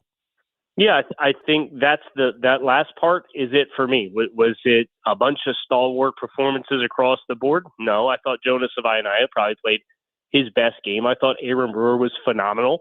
I thought Patrick Paul had his moments, but there was some what you'd expect for a young offensive lineman in his first year as a full-time starter. And then obviously the right side of the offensive line is guys who were not pegged as starters at the beginning of the year. So you take the ups and the downs with that. But two things in the run game in particular that stood out to me, and Mike said it in the post game. I was in game. I was trying to look it up.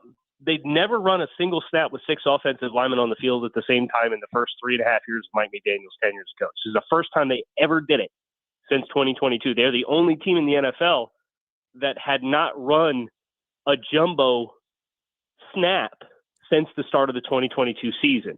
And it worked out pretty well. We got a couple of explosive plays out of it. They also got a 21-yard defensive pass interference out of a jumbo set, and then they had a 15-yard face mask out of a jumbo set. So they had like 5 15 to 21-yard gains from scrimmage out of that jumbo set. And then the other thing is they ran Pro Football Focus charted the Dolphins offense as having 21 gap scheme runs in the run game. And I went back and looked at all 60-something games Mike's ever coached. That's the most gaps. So whether that's power, counter, whether that's duo, whether that's buck sweep, whether that's crack toss, all these power concepts that's designed to hit a run at a gap instead of inside and outside zone. It's the most gap runs they've ever called. Well, I'll tell you what, it looked like they really changed things up, to your point. I totally agree. It was very creative. It stayed fresh. It didn't look like the first 10 plays that were scripted. It looked like throughout they came out in the second half where they haven't been great and kept it rolling. Yeah, three scoring drives for touchdowns that were 10-plus plays as well, in varying degrees of time of possession. And, I mean, Joe, they finished the game with like 38 minutes time of possession. Teams have been doing that to the Dolphins all year long. It was a great performance on the run game from my perspective. All right, so we got trade deadline coming up, man, and everybody's talking about the trade deadline and who's going to be the most active teams. And, of course, the Dolphins, I saw ESPN said they're going to be the most active, one of the teams, trading some veterans. They're throwing out the same 4 or 5 names. I don't think they're going to be very active. It's just me. I'm curious about your take, knowing, what could be at stake. And if you start getting rid of players and you're the GM and head coach, it's not a good look for you, because that means you're usually have decided we got no shot to get to the playoffs. So help me out. Next Tuesday at 4:00, do you expect it to be active? I don't know how active I expect it to be. I'd be surprised if they didn't do something, just because it feels like there are a few positions where there's a supply and demand element that maybe you could use to your advantage. I don't expect fire sale prices or everything must go. And I think that would be bad business too, to just give players away for pennies on the dollar. Like the Titans yesterday just traded Roger McCreary and for a 5th-round draft pick, but they had to give up a 6th-round draft pick with the player to go to the Rams. Like, they gave him away. Stuff like that, I think I wouldn't expect moves like that. But that Titans team obviously is struggling to find wins. They already had a regime change, so their decision makers are saying, hey, these aren't our guys. We're in the first year with our new GM, and we just fired our coach already. So they're a little bit further along in that process than where Miami is, and I think that's probably why you're more keen to do that. So I do think probably on the edge, whether it's Matthew Judon or it's one of the bigger names up on the depth chart, be that Phillips in a contract year if they get a really good price, or whether that's Bradley Chubb. Hard to say where the market is, but I know there's a lot of teams that are looking to buy there, and there have not been a lot of shoes that have fallen. So I think Miami can have it as an advantage that they have the 4 names in the room, and they're trying to get more opportunities for Chop Robinson to play more.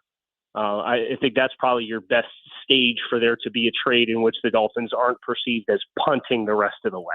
So I got to ask you this, a little follow-up to that. How important is this game? You're coming off your best game you played in a long, long time. So to add to that, you got the Ravens. If you have a win against them, does that change your thinking with just a few days before the trade deadline of like, hey, and the team's going, hey, Mr. Ross, we're playing a lot better. I think we can get this back to 500. And does he agree? I think you kind of have to separate the two. Now, if you lose, I think the conversation gets real easy, right? Because you don't have to separate the two. But I think you can have the conversation about the long and the short-term needs. I think it just maybe makes you a little bit more staunch on the price that you're asking for. But I think the Dolphins do kind of have a logjam there on the edge that, Matthew Judon was a healthy scratch 2 weeks ago, right? So those kinds of things, you look at the room and you look at the snap counts. I don't think those have to be mutually exclusive, but a loss makes it a lot easier to sort through than what a win would.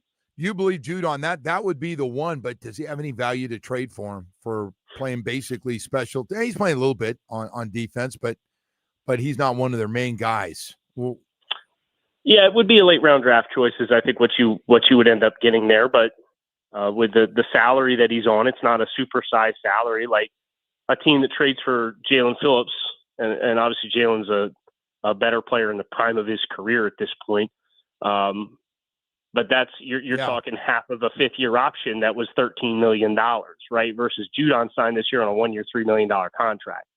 So it's a much more economically friendly. We're getting the Eagles are getting Brandon Graham out of retirement because Zadarius Smith retired. Like that's where teams are at trying to find veteran edge help. So I do think there is some value there if teams are interested. You with me that getting Waddle back involved in the offense and didn't start right off the game, although the pass interference thing was a big help and a big play for him. They got a lot of yards from it. But you agree, if we're going to do this thing and it's going to have success for two and everybody else, Waddle's got to be your number one piece to it in the pass game. Oh, absolutely. Absolutely. And I like that we platoon the backs to keep them fresh. And then you saw, was that the first time we've watched Jalen Waddle take a crosser in stride and get the sideline since the Packers game on Christmas in 2022? It felt like forever since we've seen Waddle catch that ball in stride and get up the sideline. So there is ways to get your guy. There is ways to get your guys the ball. I'm glad to hear that. Not everybody's too tall and all that stuff, so we can. I just needed one eye, right? He's too short to see him, but you get him out there with one eye, he's just fine, right? Hey, by the way, I thought Tua had a nice bounce back, and I think some of it was Mike's play calling was great for him because he's so good on those play action fakes. He sold me a couple of times. My eyeballs, he had me going for a split second, going the wrong way, that he was going to throw it one side to Washington in motion, and then came back the other way. And I don't know if it was Ollie Gordon, but wide open for just a walk-in with three guys out in front of him, and Brewer just destroys a defender, and he walks into the end zone. Just had some great calls. Yeah, I loved it. I loved the departure from the kind of the smoke screen where the guy's lined up out there in the stack, and he just takes the step back and gets the ball. So to depart from I don't think they ran that once. And in 2024, it was I think they call it their balloon concept, where somebody kind of swings out into the flat to serve as a lead blocker to run a swing route in the backfield as the check down. So it kind of works as like a pseudo screen. That they used that one to death last year, and then they kind of transitioned into that smoke perimeter throw to get away from both of those and start throwing this angle screen with the running back, where he runs like he's running a swing route, but then turns and pivots. It's almost like a Texas route where he cuts back in the middle. HN had a good chunk on that. That was the Ollie Gordon touchdown. It's nice to see something different to kind of get to the same idea. Yeah. But I think doing it the way that they do it with those backs now, I think it's a little bit more economical for what you can do with the other skill players. I got to say, man, Jordan Brooks has really taken over as a heartbeat of maybe the whole team, honestly. I was going to say just the defense, but not only being out in the middle of these guys, keeping these guys together, I think he's been the biggest piece who's playing at a really high level. What do you think about his game?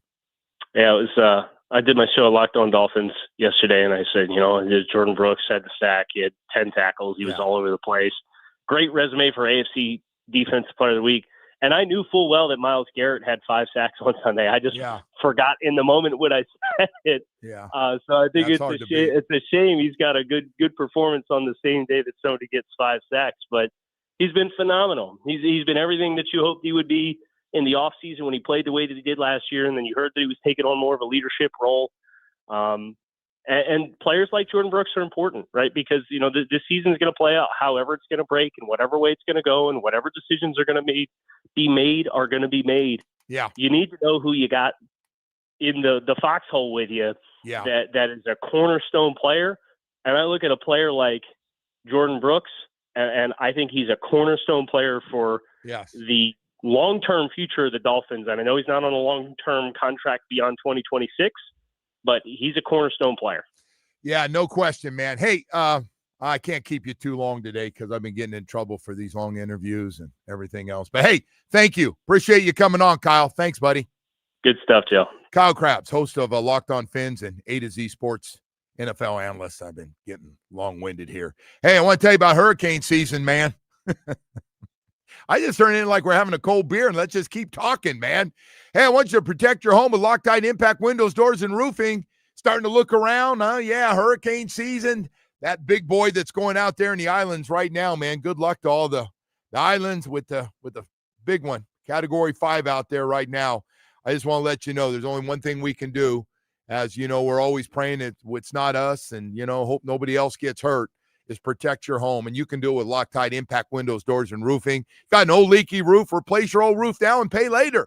Loctite offers the highest quality roofing materials, a lifetime warranty, plus thousands of 5-star reviews. Say big on their legendary state-of-the-art impact windows and doors. Impact windows as low as $6 per window per month installed. Don't wait for the next storm. Visit LoctiteImpact.com. Again, LoctiteImpact.com, or you can call 954-500-LOCK. They got a great staff. Great staff. They're sports junkies, but they're a great staff. They're knowledgeable to help you, covering all of South Florida. Check them out if you're looking around right now. Very competitive prices. Protect your home with Loctite Impact windows, doors, and roofing.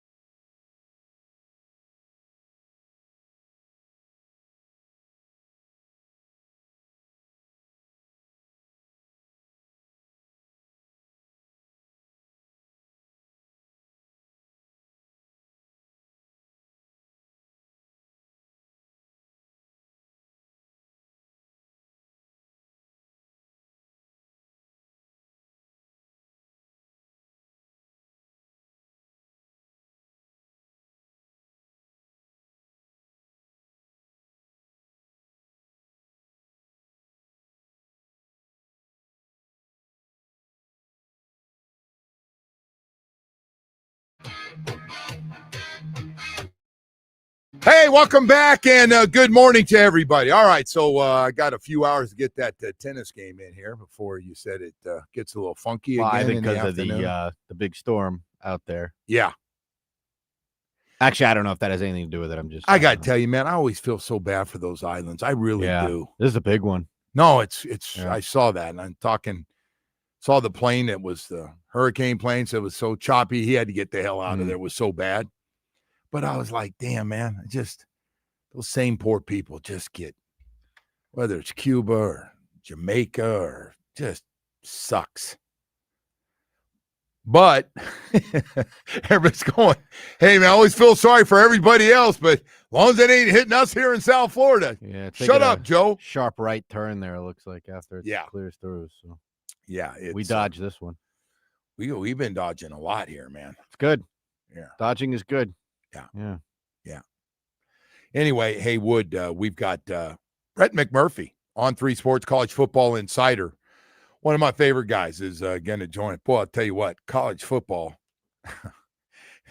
with all that money in the NIL and the transfer portal, apparently is higher expectations, especially in the big programs, because LSU, Florida, and Penn State have already gotten rid of their coaches, and there is some big-ass buyouts to get out. Yeah, all right, I'm gone, but you owe me $50. Can you send it to my house in that new ranch I'm going to buy? And by the way, some of these, one thing I love about coaches, I can't speak for, I'm guessing they're all the same, right? It's not just football coaches. Like, they can't let go. They can't stop. James Franklin is like on game day right after he got fired going, man, I can't wait for my next job. I'm pumped up. And I'm like, James Franklin, you got a lot of money coming in, man. Take some time off and enjoy yourself. You saw what, and by the way, I'll give you another one, even worse, Jimbo Fisher. Jimbo Fisher, what did he get, a $70-something million buyout with Texas A&M. They were so down on him, and they got ridiculous money at that school. He's looking to get back. He's been out a couple years, and now he's throwing his name back in there. Like, the guy wants to get back in. I want to coach. I want to get back in there. I want to get my feet wet. I want to get criticized some more. I want to try to build it back up. And and by the way, I get it.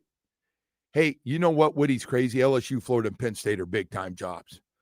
But Arkansas, UCLA, Oklahoma State, Virginia Tech, and even Stanford are going to pay a lot of money to get the right guy.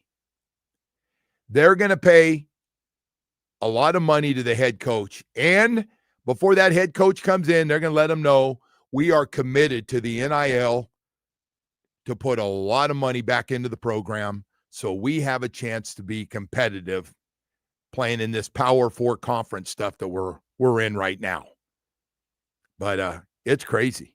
That Lane Kiffin stuff, by the way, was absolutely some of the funniest stuff I've heard. I might put that on in my car and listen to it a couple times going home for entertainment purposes. You have that again. Yeah. I love that after he beat Oklahoma. Your thoughts following the game? Coach Brent Venables said he felt like he had the better team. Just your overall thoughts on that. That's an interesting take. That's a hot take. He had a better team. I wouldn't have thought that people watching would say that.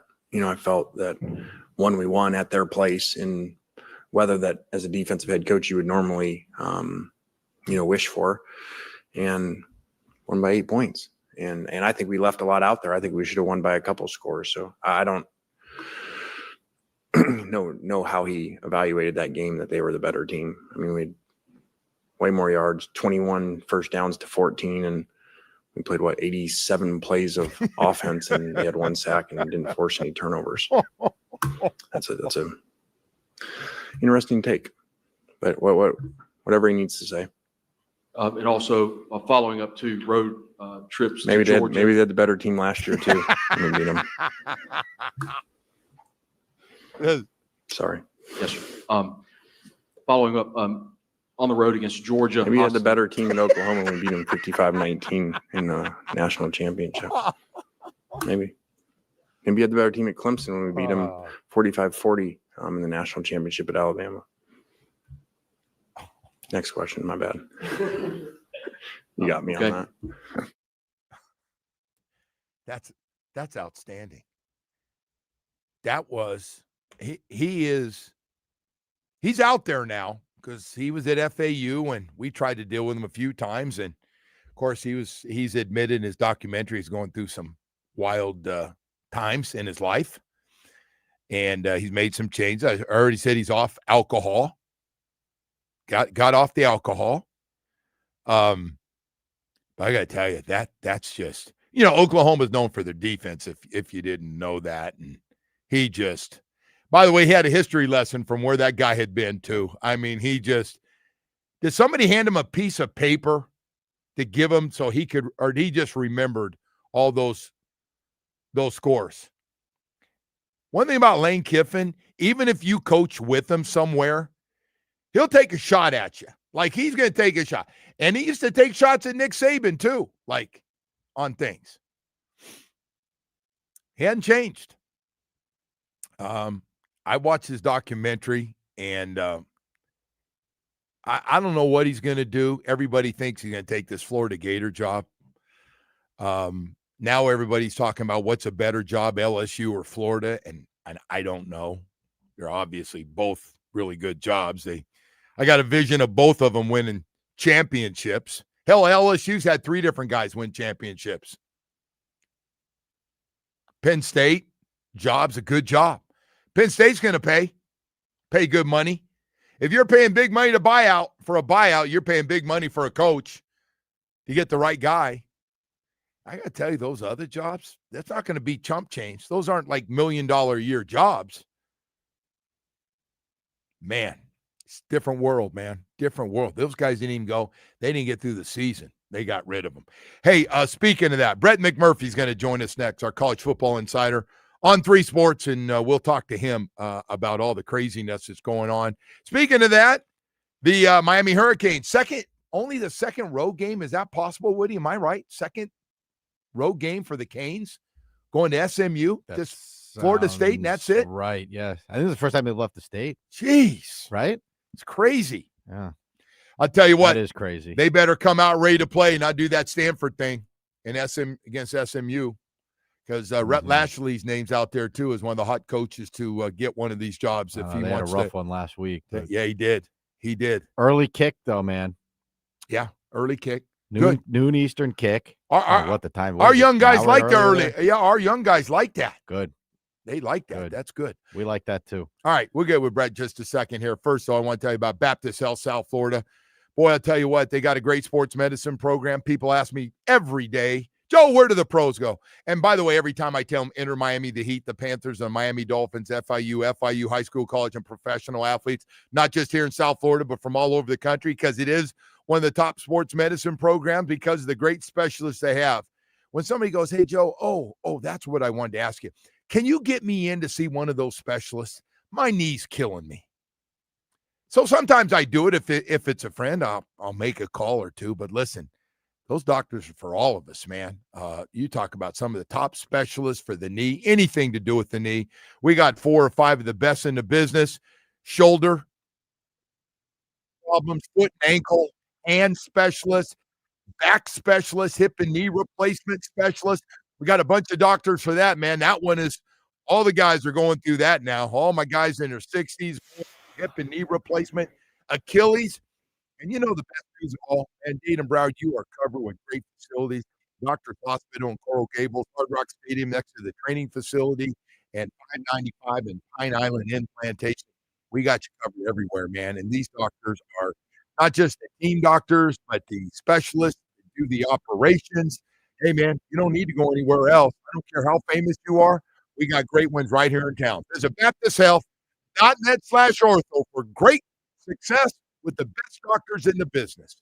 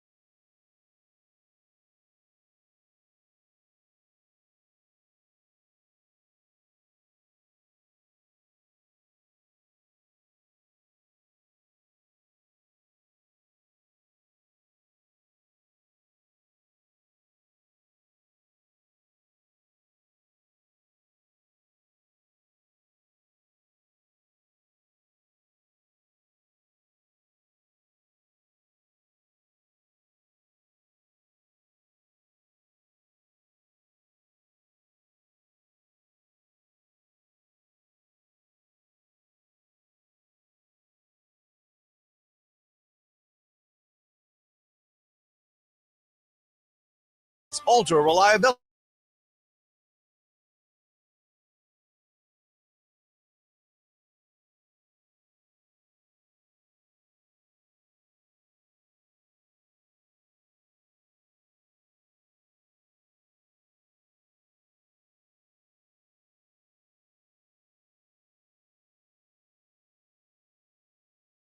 Lexus of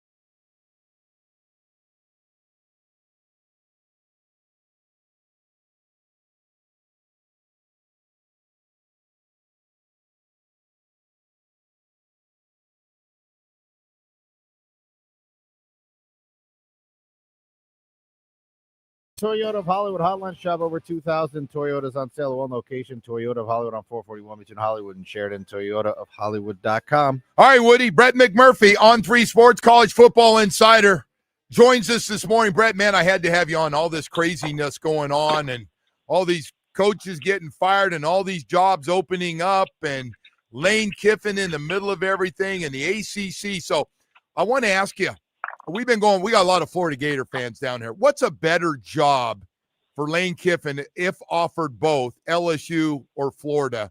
What's a better job for Lane Kiffin? You know, Joe, it's really a personal choice. I mean, I think if you took any sentimental reasons out or any ties to either school out, and you just looked at it objectively, I think most people would say LSU is the better job. And that's because, simply that, you have a higher probability of winning a national championship there. And it's not like a huge gap between the schools, but, I think coaches look at it, and this may not, I don't know if this will sound right, but I'm answering your question. If Ed Orgeron can win a national championship at LSU, there's probably a lot of coaches out there that think that they can win one too. Where obviously Florida's won national championships with Steve Spurrier and Urban Meyer.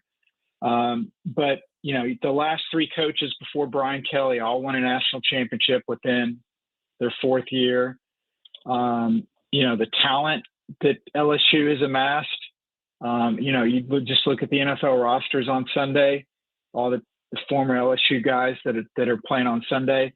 But again, it's not like Florida is a bad job by any means. Now, I will say I do think Florida has the advantage, in a number of factors, and that is, Lane's ex-wife is the daughter of former Florida quarterback John Reeves. That's well known. He's, I believe he met his wife in Florida. He's got some ties to the state.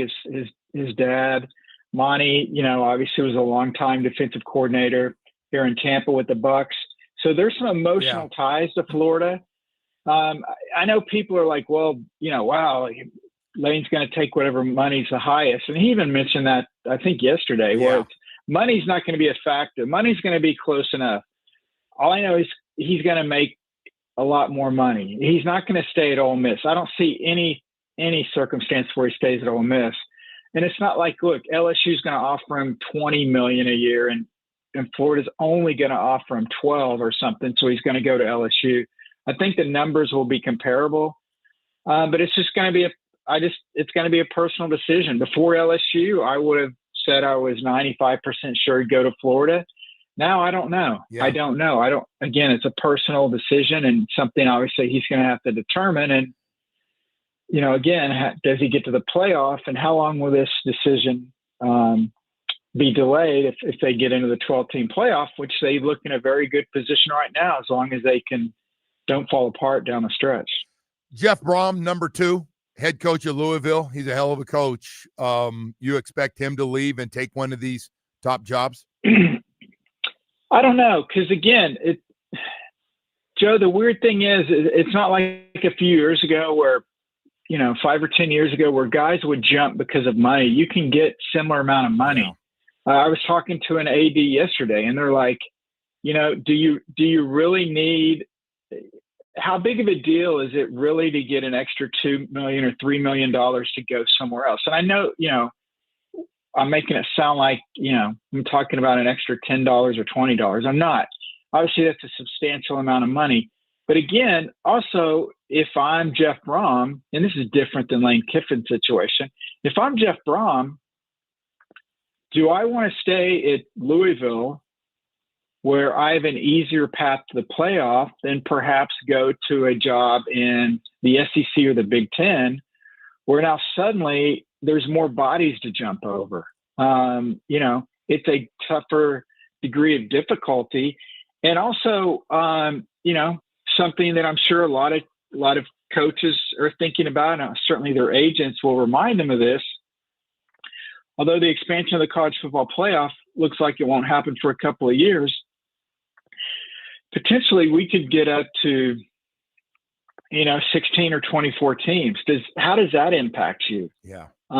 Knowing that there's more chances to get to the playoff, certainly at a school in the SEC and the Big Ten, increases your chances, but also increases the amount of pressure that, hey, we're now expanded. You don't get into the playoff. What's that going to look like?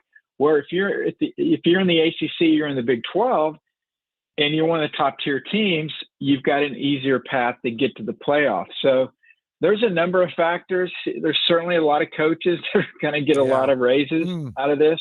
Like we've already seen Kurt Signetti get a pretty substantial raise.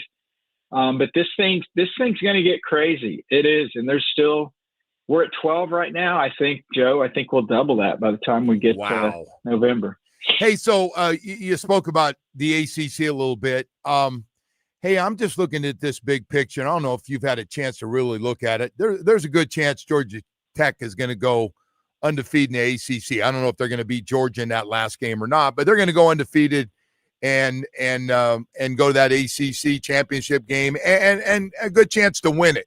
Virginia's still undefeated. I know some of their games have been really close. They've been lucky. And then there's Louisville, who just got a win against Miami. Can Miami, if they win out, are they still in a situation where they're guaranteed because of their ranking to get into the playoffs? Yeah, I would think they have look, nothing's 100% when you're relying on the committee. Just ask Alabama last year, but I think this is a different situation than Alabama last year, comparing Miami to Alabama. Again, you don't want to put it in the hands of the committee, but obviously Miami doesn't control their fate. No. But certainly, I think Miami, I don't see a way at, 11-1, even if they miss the ACC. Let's say, Virginia wins out, Louisville wins out, Georgia Tech wins out. Yes. Miami doesn't get in. At 11-1 with wins, with a win against Notre Dame, who I think is going to get into the playoff if they go 10-2. Wow. Okay. Yeah, I don't think there's any way, because the thing is you've got I think, what is it, 5 SEC schools up in the top 10. Yes. Those guys are going to beat each other up. Some of those are going to shuffle down. They all cannot remain that highly highly ranked. They're going to suffer some losses, so that's going to move them down. Now, I wouldn't advise Miami to go 10-2 and not get to the ACC title game, because then you're again putting it in the hands of the committee, and now the schedule gets looked at a little bit closer. You would have had the win against Notre Dame, which will be ranked. The loss to Louisville, which you think will be ranked, but other than that, there's no other ranked teams on here. As far as the ACC, not necessarily Miami, but also Miami, but a number of teams. Watch out for Pittsburgh. I'm not saying that they're 5-2 right now, so 6-2. So they could certainly, if they run the table, that would include a win over Miami. Yeah. That also would include a win over Notre Dame. And they also play Georgia Tech. So Pitt could have a say, not necessarily them getting into it, but they could potentially knock Georgia Tech or Miami out of this, or even Notre Dame. Their last 3 games, Notre Dame at Georgia Tech, Miami, they've got a new freshman quarterback in there. They're 4-0 since they put him in there. Pitt could cause some problems for some folks. Hey, one of the great stories, I know you and I have talked about it before, is this story with Indiana and their quarterback, Mendoza, from down here in South Florida. He was a walk-on at one point at Cal, and now he's potentially, could it really happen that he keeps playing the way he's playing, he could be the number 1 pick in the draft? Is that crazy to say, or could it happen? I mean, anything's possible. I thought you were going to say, is this crazy? He could win the Heisman. I mean, I think right now he's the favorite. I think he's a slight favorite over Ty Simpson of Alabama. And, it's crazy. I mean, it's similar to, Baker Mayfield was a walk-on. He started his career as a walk-on, bounced around Texas Tech, and then won the Heisman at Oklahoma. So, it just shows, you don't have to be just because you're not a 5-star. Doesn't mean you can't succeed at a high level, even the NFL. I think the challenge, for the NFL draft, certainly we'll have to see what happens with that. But as far as the Heisman, I think the thing that may, I don't want to say hurt his chances, but he's got to overcome is Indiana does not have any really big games left. At Maryland, at Penn State, that Penn State game obviously that's changed. Lost its luster. Wisconsin is a corpse. At Purdue, they would be in the Big Ten title game. So if he has if he leads them to a win over Ohio State with a monster game in the Big Ten title game, he certainly would be among the favorites, if not the favorite. But he may. Look, these odds change every week with the Heisman, but I don't see any way at this point he doesn't get to New York City. But can he win it? I think it's supposed to be a season-long award, Joe, but it's turned into a "What have you done for me in the last 2 weeks of the season" award. So I think it'll depend a lot on how he does in that Big Ten title game. Are you as strong as everybody else that Ohio State is still clearly the best team in the country, or do you think there are some teams dancing with them in that? Yeah, no, I don't think there's a clear-cut anything. Okay. I think everybody is. I think Ohio State has played down to its competition a little bit. I don't think we know how good Ohio State is. Look, the win against Texas, I mean, I don't want to say that's worthless, but that really is not worth much. I mean, Texas should have lost the last 2 weeks to Kentucky and Mississippi State, so they're not the team we thought they were. Now, Ohio State did win at Washington, who I put on my top 25 ballot this week. That was a good win, impressive. They took care of at Illinois. They play Penn State this week. We talked about, they've fallen off a cliff. And then they don't play anybody else. So their 5 final games, Michigan's the only one that has a winning record. So I don't think we're going to know anything about how good Ohio State is until we get to the game at Michigan and then the Big Ten title game, and then see what happens in the playoff. But Joe, I think there's probably about eight teams that have a legitimate chance to win the national title. I would include Miami in that group. And I just think it's going to depend on how the tournament gets seeded, matchups, people remaining healthy is obviously going to be a big key. And then who's hot at the end of the year. I don't think I don't think anyone can say this team is definitely head and shoulders above everybody else. And you just look at the results every week, and how these games are playing out. I mean, Alabama is considered probably the third or fourth best team in the country, and they probably should have lost to South Carolina last week. Yeah. So it's just whoever's on that week.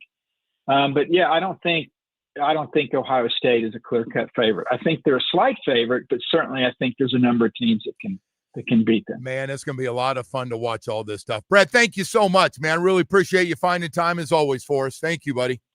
You got it, Joe. Thank you. All right, Brett McMurphy, On 3 Sports College Football Insider, joining us. We'll take a quick break here. We do have more business to get to. Recovery Unplugged, man. Dr. Barry, thank you for all the great work you and your staff have done helping folks dealing with some downtimes, mental health issues, man.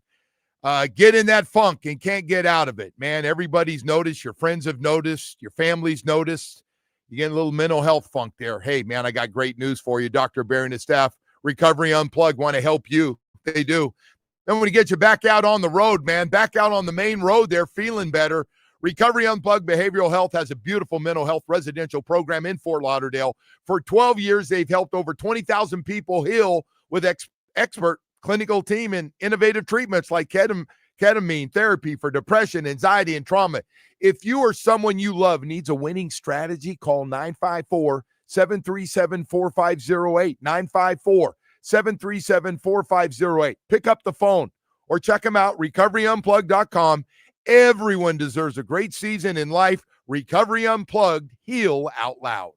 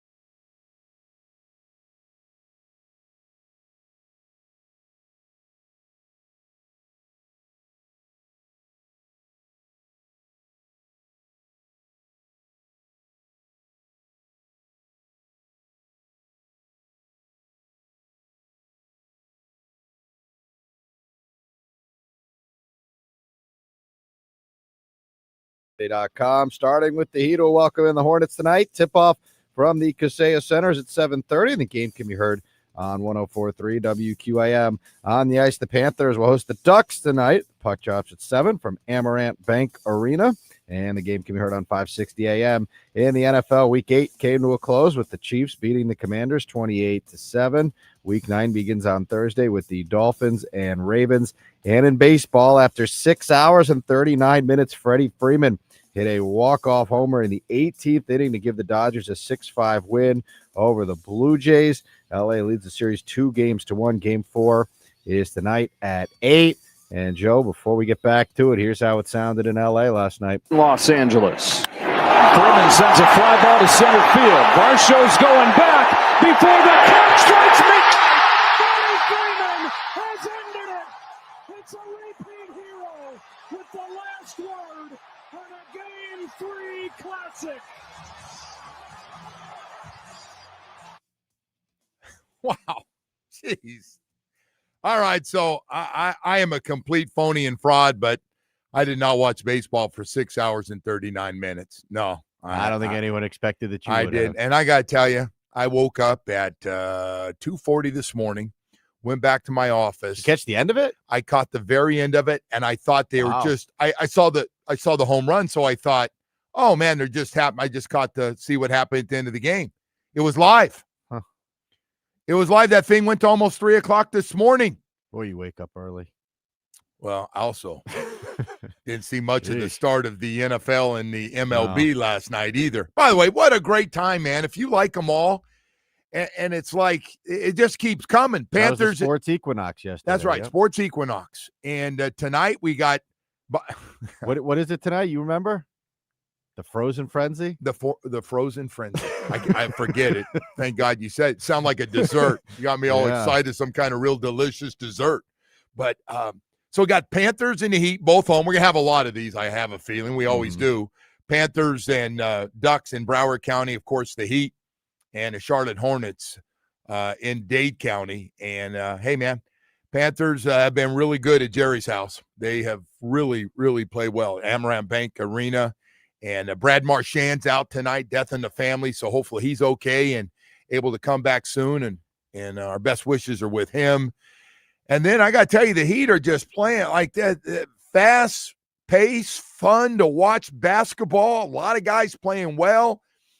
I tell you what, Bam Adebayo's taken a lot of heat in this town. He has. And our expectations as his growth, and he's gotten so much better, and he has. He's gotten better and better and better. And so people expected him to take the next step and be a guy that was going to be 23, 24, 25 points a night. It's just not his game. It's not his thing. 19 and 13, 19 and 12. He's going to have his nights where he has 20. He'll have a 30-point game in there somewhere. But I just think it's everything else he does. Like, he just kind of has taken over this team with these young guys. They're having fun. He has a lot of clutch plays. There's no question about it. But they're playing well, man. They've been fun. They've been fun to watch in all three games, even their Orlando loss and where they couldn't finish it out. But this team, they got a chance. I know it's early in the year, and I don't want to overreact one way or the other. But he's put in this style of play, and it's fun to watch. It is fun to watch. They got a lot of guys, and I got to tell you, Jaime Jaquez getting off to the start. You know, he was kind of the one guy they were kind of counting on, but, you know, they're like, hey, man, you need to bounce back. He said, I need to play better. My sophomore year in the NBA was not good enough. He's off to a great start coming off the bench. So, a lot of fun stuff. Good watching night tonight, right? Yeah. I So don't know where you're going on this one, but we got a little of everything. No, we got that. And then, the baseball could probably do themselves a favor and not go up against Monday Night Football. So I don't know how they schedule this thing in advance. Pat McAfee took the words right out of my mouth. Why are these? Yeah. And I know it's a World Series, and World Series going, hey, man, this is it, man, the World Series. Yeah, you don't want to go up against the Chiefs. And you're going, Monday Night Football. Why does that have to be the same night that the Mahomes show is making this great comeback, and they had a big win, 28-7 over Washington, and Mahomes was really good last night. He's got is this as many weapons as he's had in the last 3 or 4 years right now? What he has out there, it seems like. Yeah, with Rice coming back, Worthy's healthy. Kelsey's kind of like a corpse out there, but Kelsey looks better. Yeah, he had one go off his hands. I know. Yesterday No. He's not the same guy he was. Listen, he's 36 years old, 37. He's got other stuff going on. Yeah, seems to be of importance. Well, he's set. The fact that he still wants to play and get a ring and so, but yeah, it was good. I wish they wouldn't have had the games the same night. By the way, starting at 8:00 when they both started up, and we got past introduction to the lineup in LA, which was fun to watch. I love that stuff. And getting through all the Kansas City Chiefs stuff and all the great promotions, I got to ask you, what do you watch more of from the 8 to 9 o'clock hour? I watched more baseball last night than football.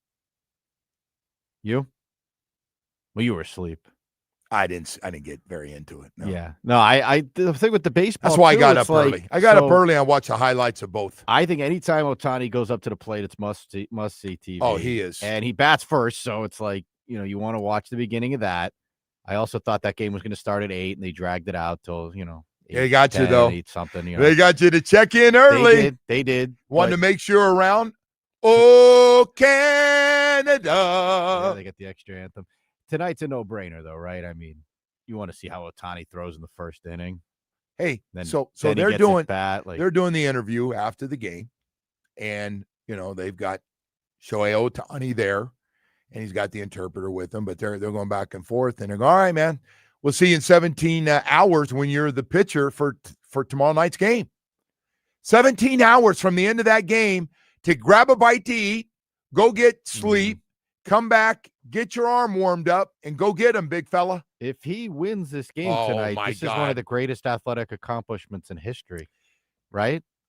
I would say what he is doing, he's already. He got on base 9 times last night. Is that what the number was? 9? Yeah. He had 2 doubles, 2 home runs, 4 intentional walks, 1 and another walk. He got him back. I mean, he's doing things. Woody, you got to see that game. I know the last home run was by a player. He's insane, man. He's doing things that we don't see. And the bigger the game, the bigger he does is. Seem to rise to the moment. But yeah, if he gets a win in this game tonight as the starting pitcher after that hitting performance, and I'm guessing if they win, he's also going to be involved offensively too, right? So yeah. Man. Listen, anytime you can watch Mahomes and you have to make a decision, unless like you're a junkie and you got a couple of TVs set up there. I want to see him strike out the side in the first and go up and hit a homer. You want to see that. Now you're being a pig. I am being a pig. Now you want to see him strike out the side and then go up there and blast one. Well, he's hot right now, so we're going to have to fire up the Hard Rock out tonight. Hey, they may not pitch to him at all in this game. Come on, you can pitch first. Don't go full coward on us. That'd be awesome, man. They're the boomer. Oh my God, they'd be so pissed off in LA. Who's pitching? Bieber's pitching, right? Speaking of that, you see Justin Bieber's at the game in his Toronto jersey. He's a Canadian. Yeah, he is a Canadian. Yeah. Where's Drake? Isn't Drake Drake's whoever's winning, bro. Oh, okay. Come on, you don't know that? Come on, you know the Drake deal. Well, he's like the most famous Canadian, isn't he? No, he's the most famous whoever's playing well. That's true. He's the greatest front-running celebrity we have. I'm a huge fan. I told you I was there, man. I know. You told me the story. Do you know who I am? He hit this 85-year-old security lady. The last door through for the media is the one that you're almost getting near that in the locker room. They're celebrating. You can hear them really going at it. And she's doing her job, waiting for him to, give her the go to. And Drake wanted to get back there. He had a couple of guys, and he I heard him standing right there next to him. I'm at, hey, that's Drake. And I get it. He kind of bounced to the front there, and he says, do you know who I am? To the lady. She had no idea. He's pretty famous, but she's 85 years, 80, 78. She got no idea. Yeah. Sorry, sir. You have to wait for everybody else till we can let you in. But you can party with them after the game for the celebration. Anyway. At the same time as you did. Oh, man. You got me to take a shot now at Drake. You're unbelievable. All right. Hey, listen, we've got a lot more stuff to get to here this morning as we continue on. You're beautiful. You are. You just wait to set me up to take a shot at somebody. You're beautiful. Atlantic Men's Clinic, ED and Low T. Goodbye, man. Get out of here. Atlantic Men's Clinic wants to let you know a few things. I did not know until a year and a half ago that every man deals with low T and especially ED. And I had them both full blown. And it's embarrassing, it's humiliating to go through. When it's a Friday night, you have a great night. That wife is looking good enough for 10 men. And I'm just like, oh my gosh. And might as well went and slept in the other bedroom, man. It was terrible. It's just bad. Hey, if you're going through it right now, it happens to guys in their 40s and 50s, even late 30s.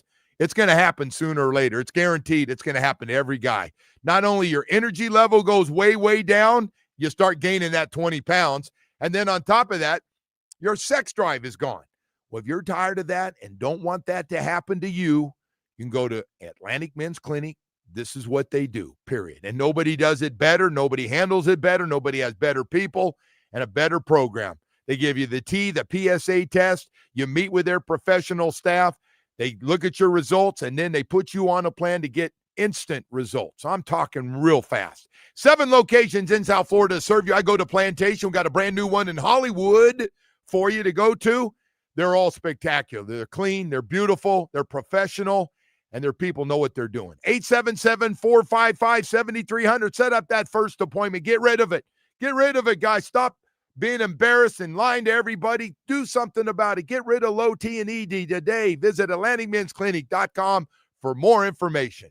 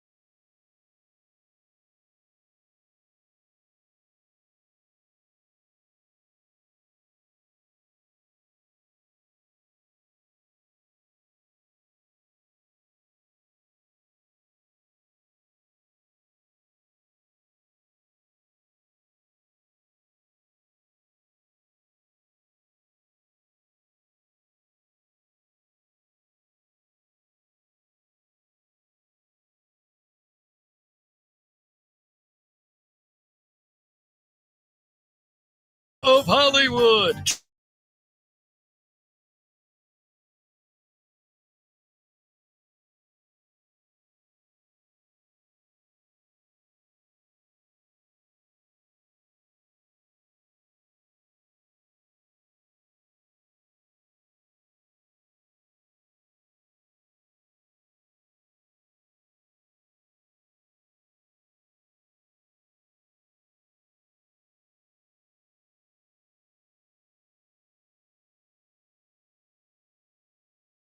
Hollywood Boulevard at Sheridan.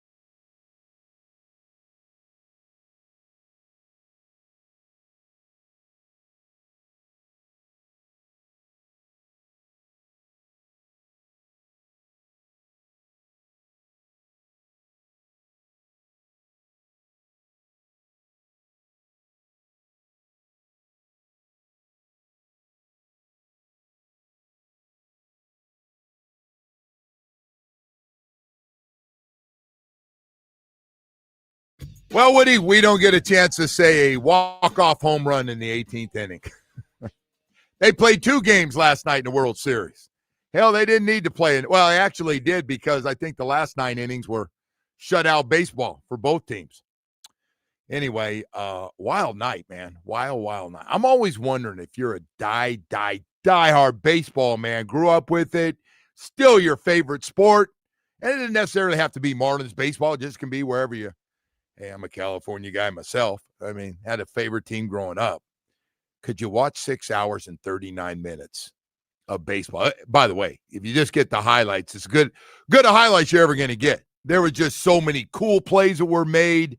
There was a whole bunch of home runs, the comeback, the other team would come back, just a little bit of everything that took place. If you took the best of 6 hours and 39 minutes, which ended at almost 3 a.m. this morning.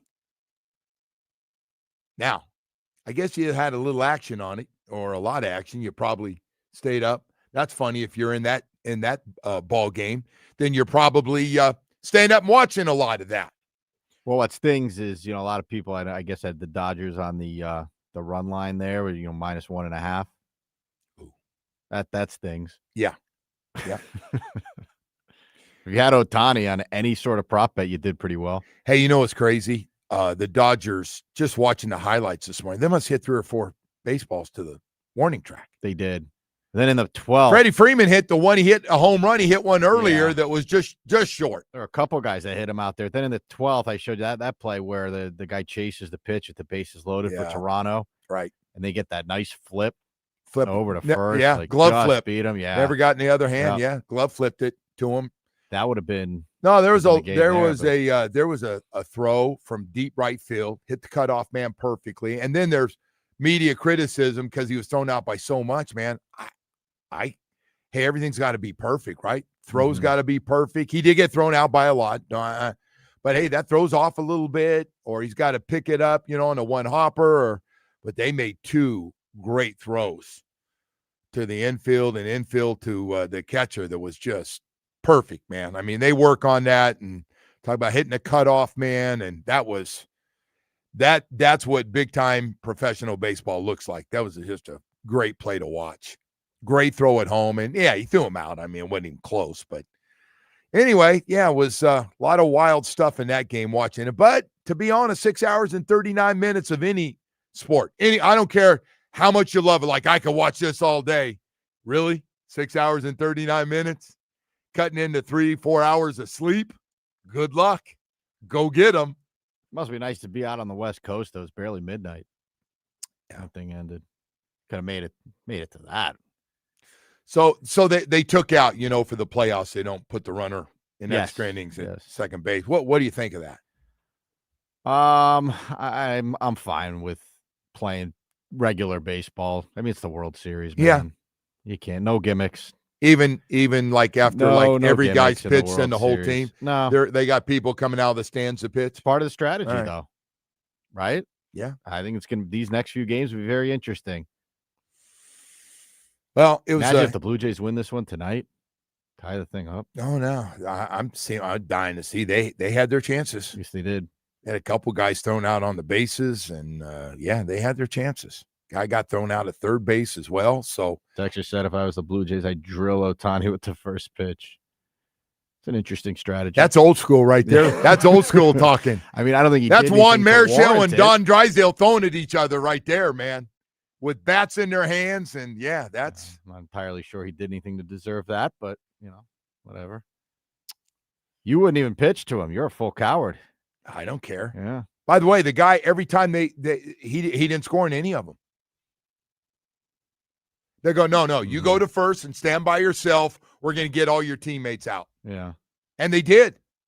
Intentional walk 4 times. It never hurt him. And once there was a guy on to put another guy on second base. Didn't matter. Someone said the most famous Canadian is William Shatner. I don't know. Are we getting into most famous line commercials? I don't know. My wife said Michael Bublé. Is he Canadian? Michael Bublé, yeah. Oh. I don't know. Bublé, Canadian. I've been to like 17 of his concerts. That was just a joke, everybody. Don't take me seriously. Oh, that he's the Canadian or that? He is Canadian, but yeah, she loves to. Mm-hmm. By the way, things are great at home. That's automatic. We go to that. Just done. Yeah? Yeah. I wonder why that is. Haven't met you yet. She knows every word to every song she's singing. And you're okay with that, though?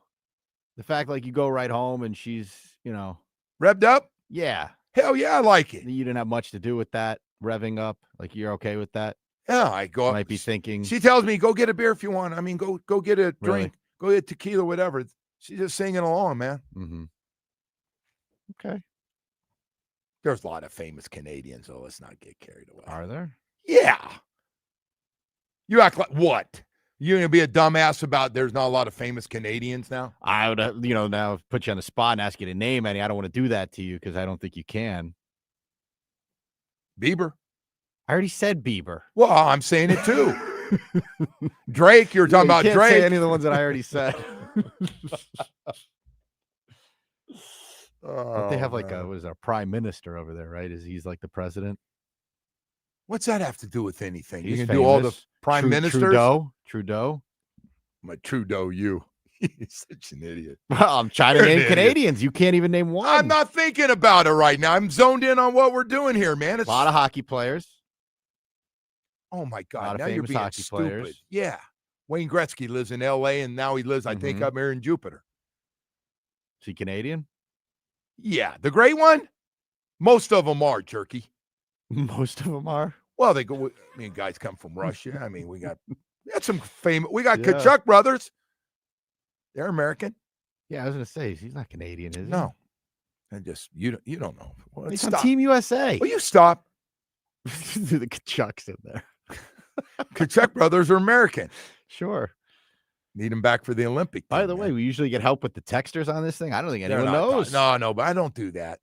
Don't start asking for that stuff, man. Well, nobody knows, so it's like there's nothing we can do about this. I wanted to just say this real quickly.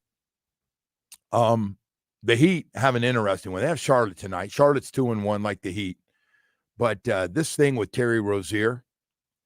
So now this story's coming out that the Hornets might have known like 10 months before the trade was made with the Miami Heat that this little investigation was going on, that Terry Rozier might have been involved in something shaky, like sports betting scheme, maybe a prop bet that he might have been involved with people putting some extra money And apparently maybe the Hornets forgot to say something to the Heat.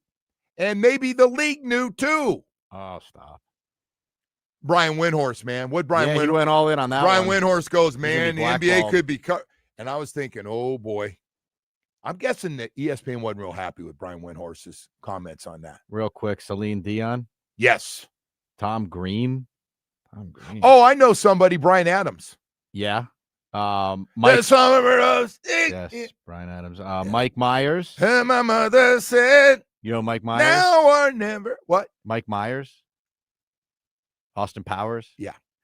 Ryan Reynolds. Are we really going to go through what? Everybody lives in L.A.? Pamela Anderson. Canadian.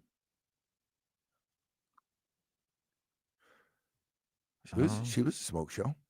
Is she Canadian? I don't know. I don't know. Why are you reading stuff? You don't know.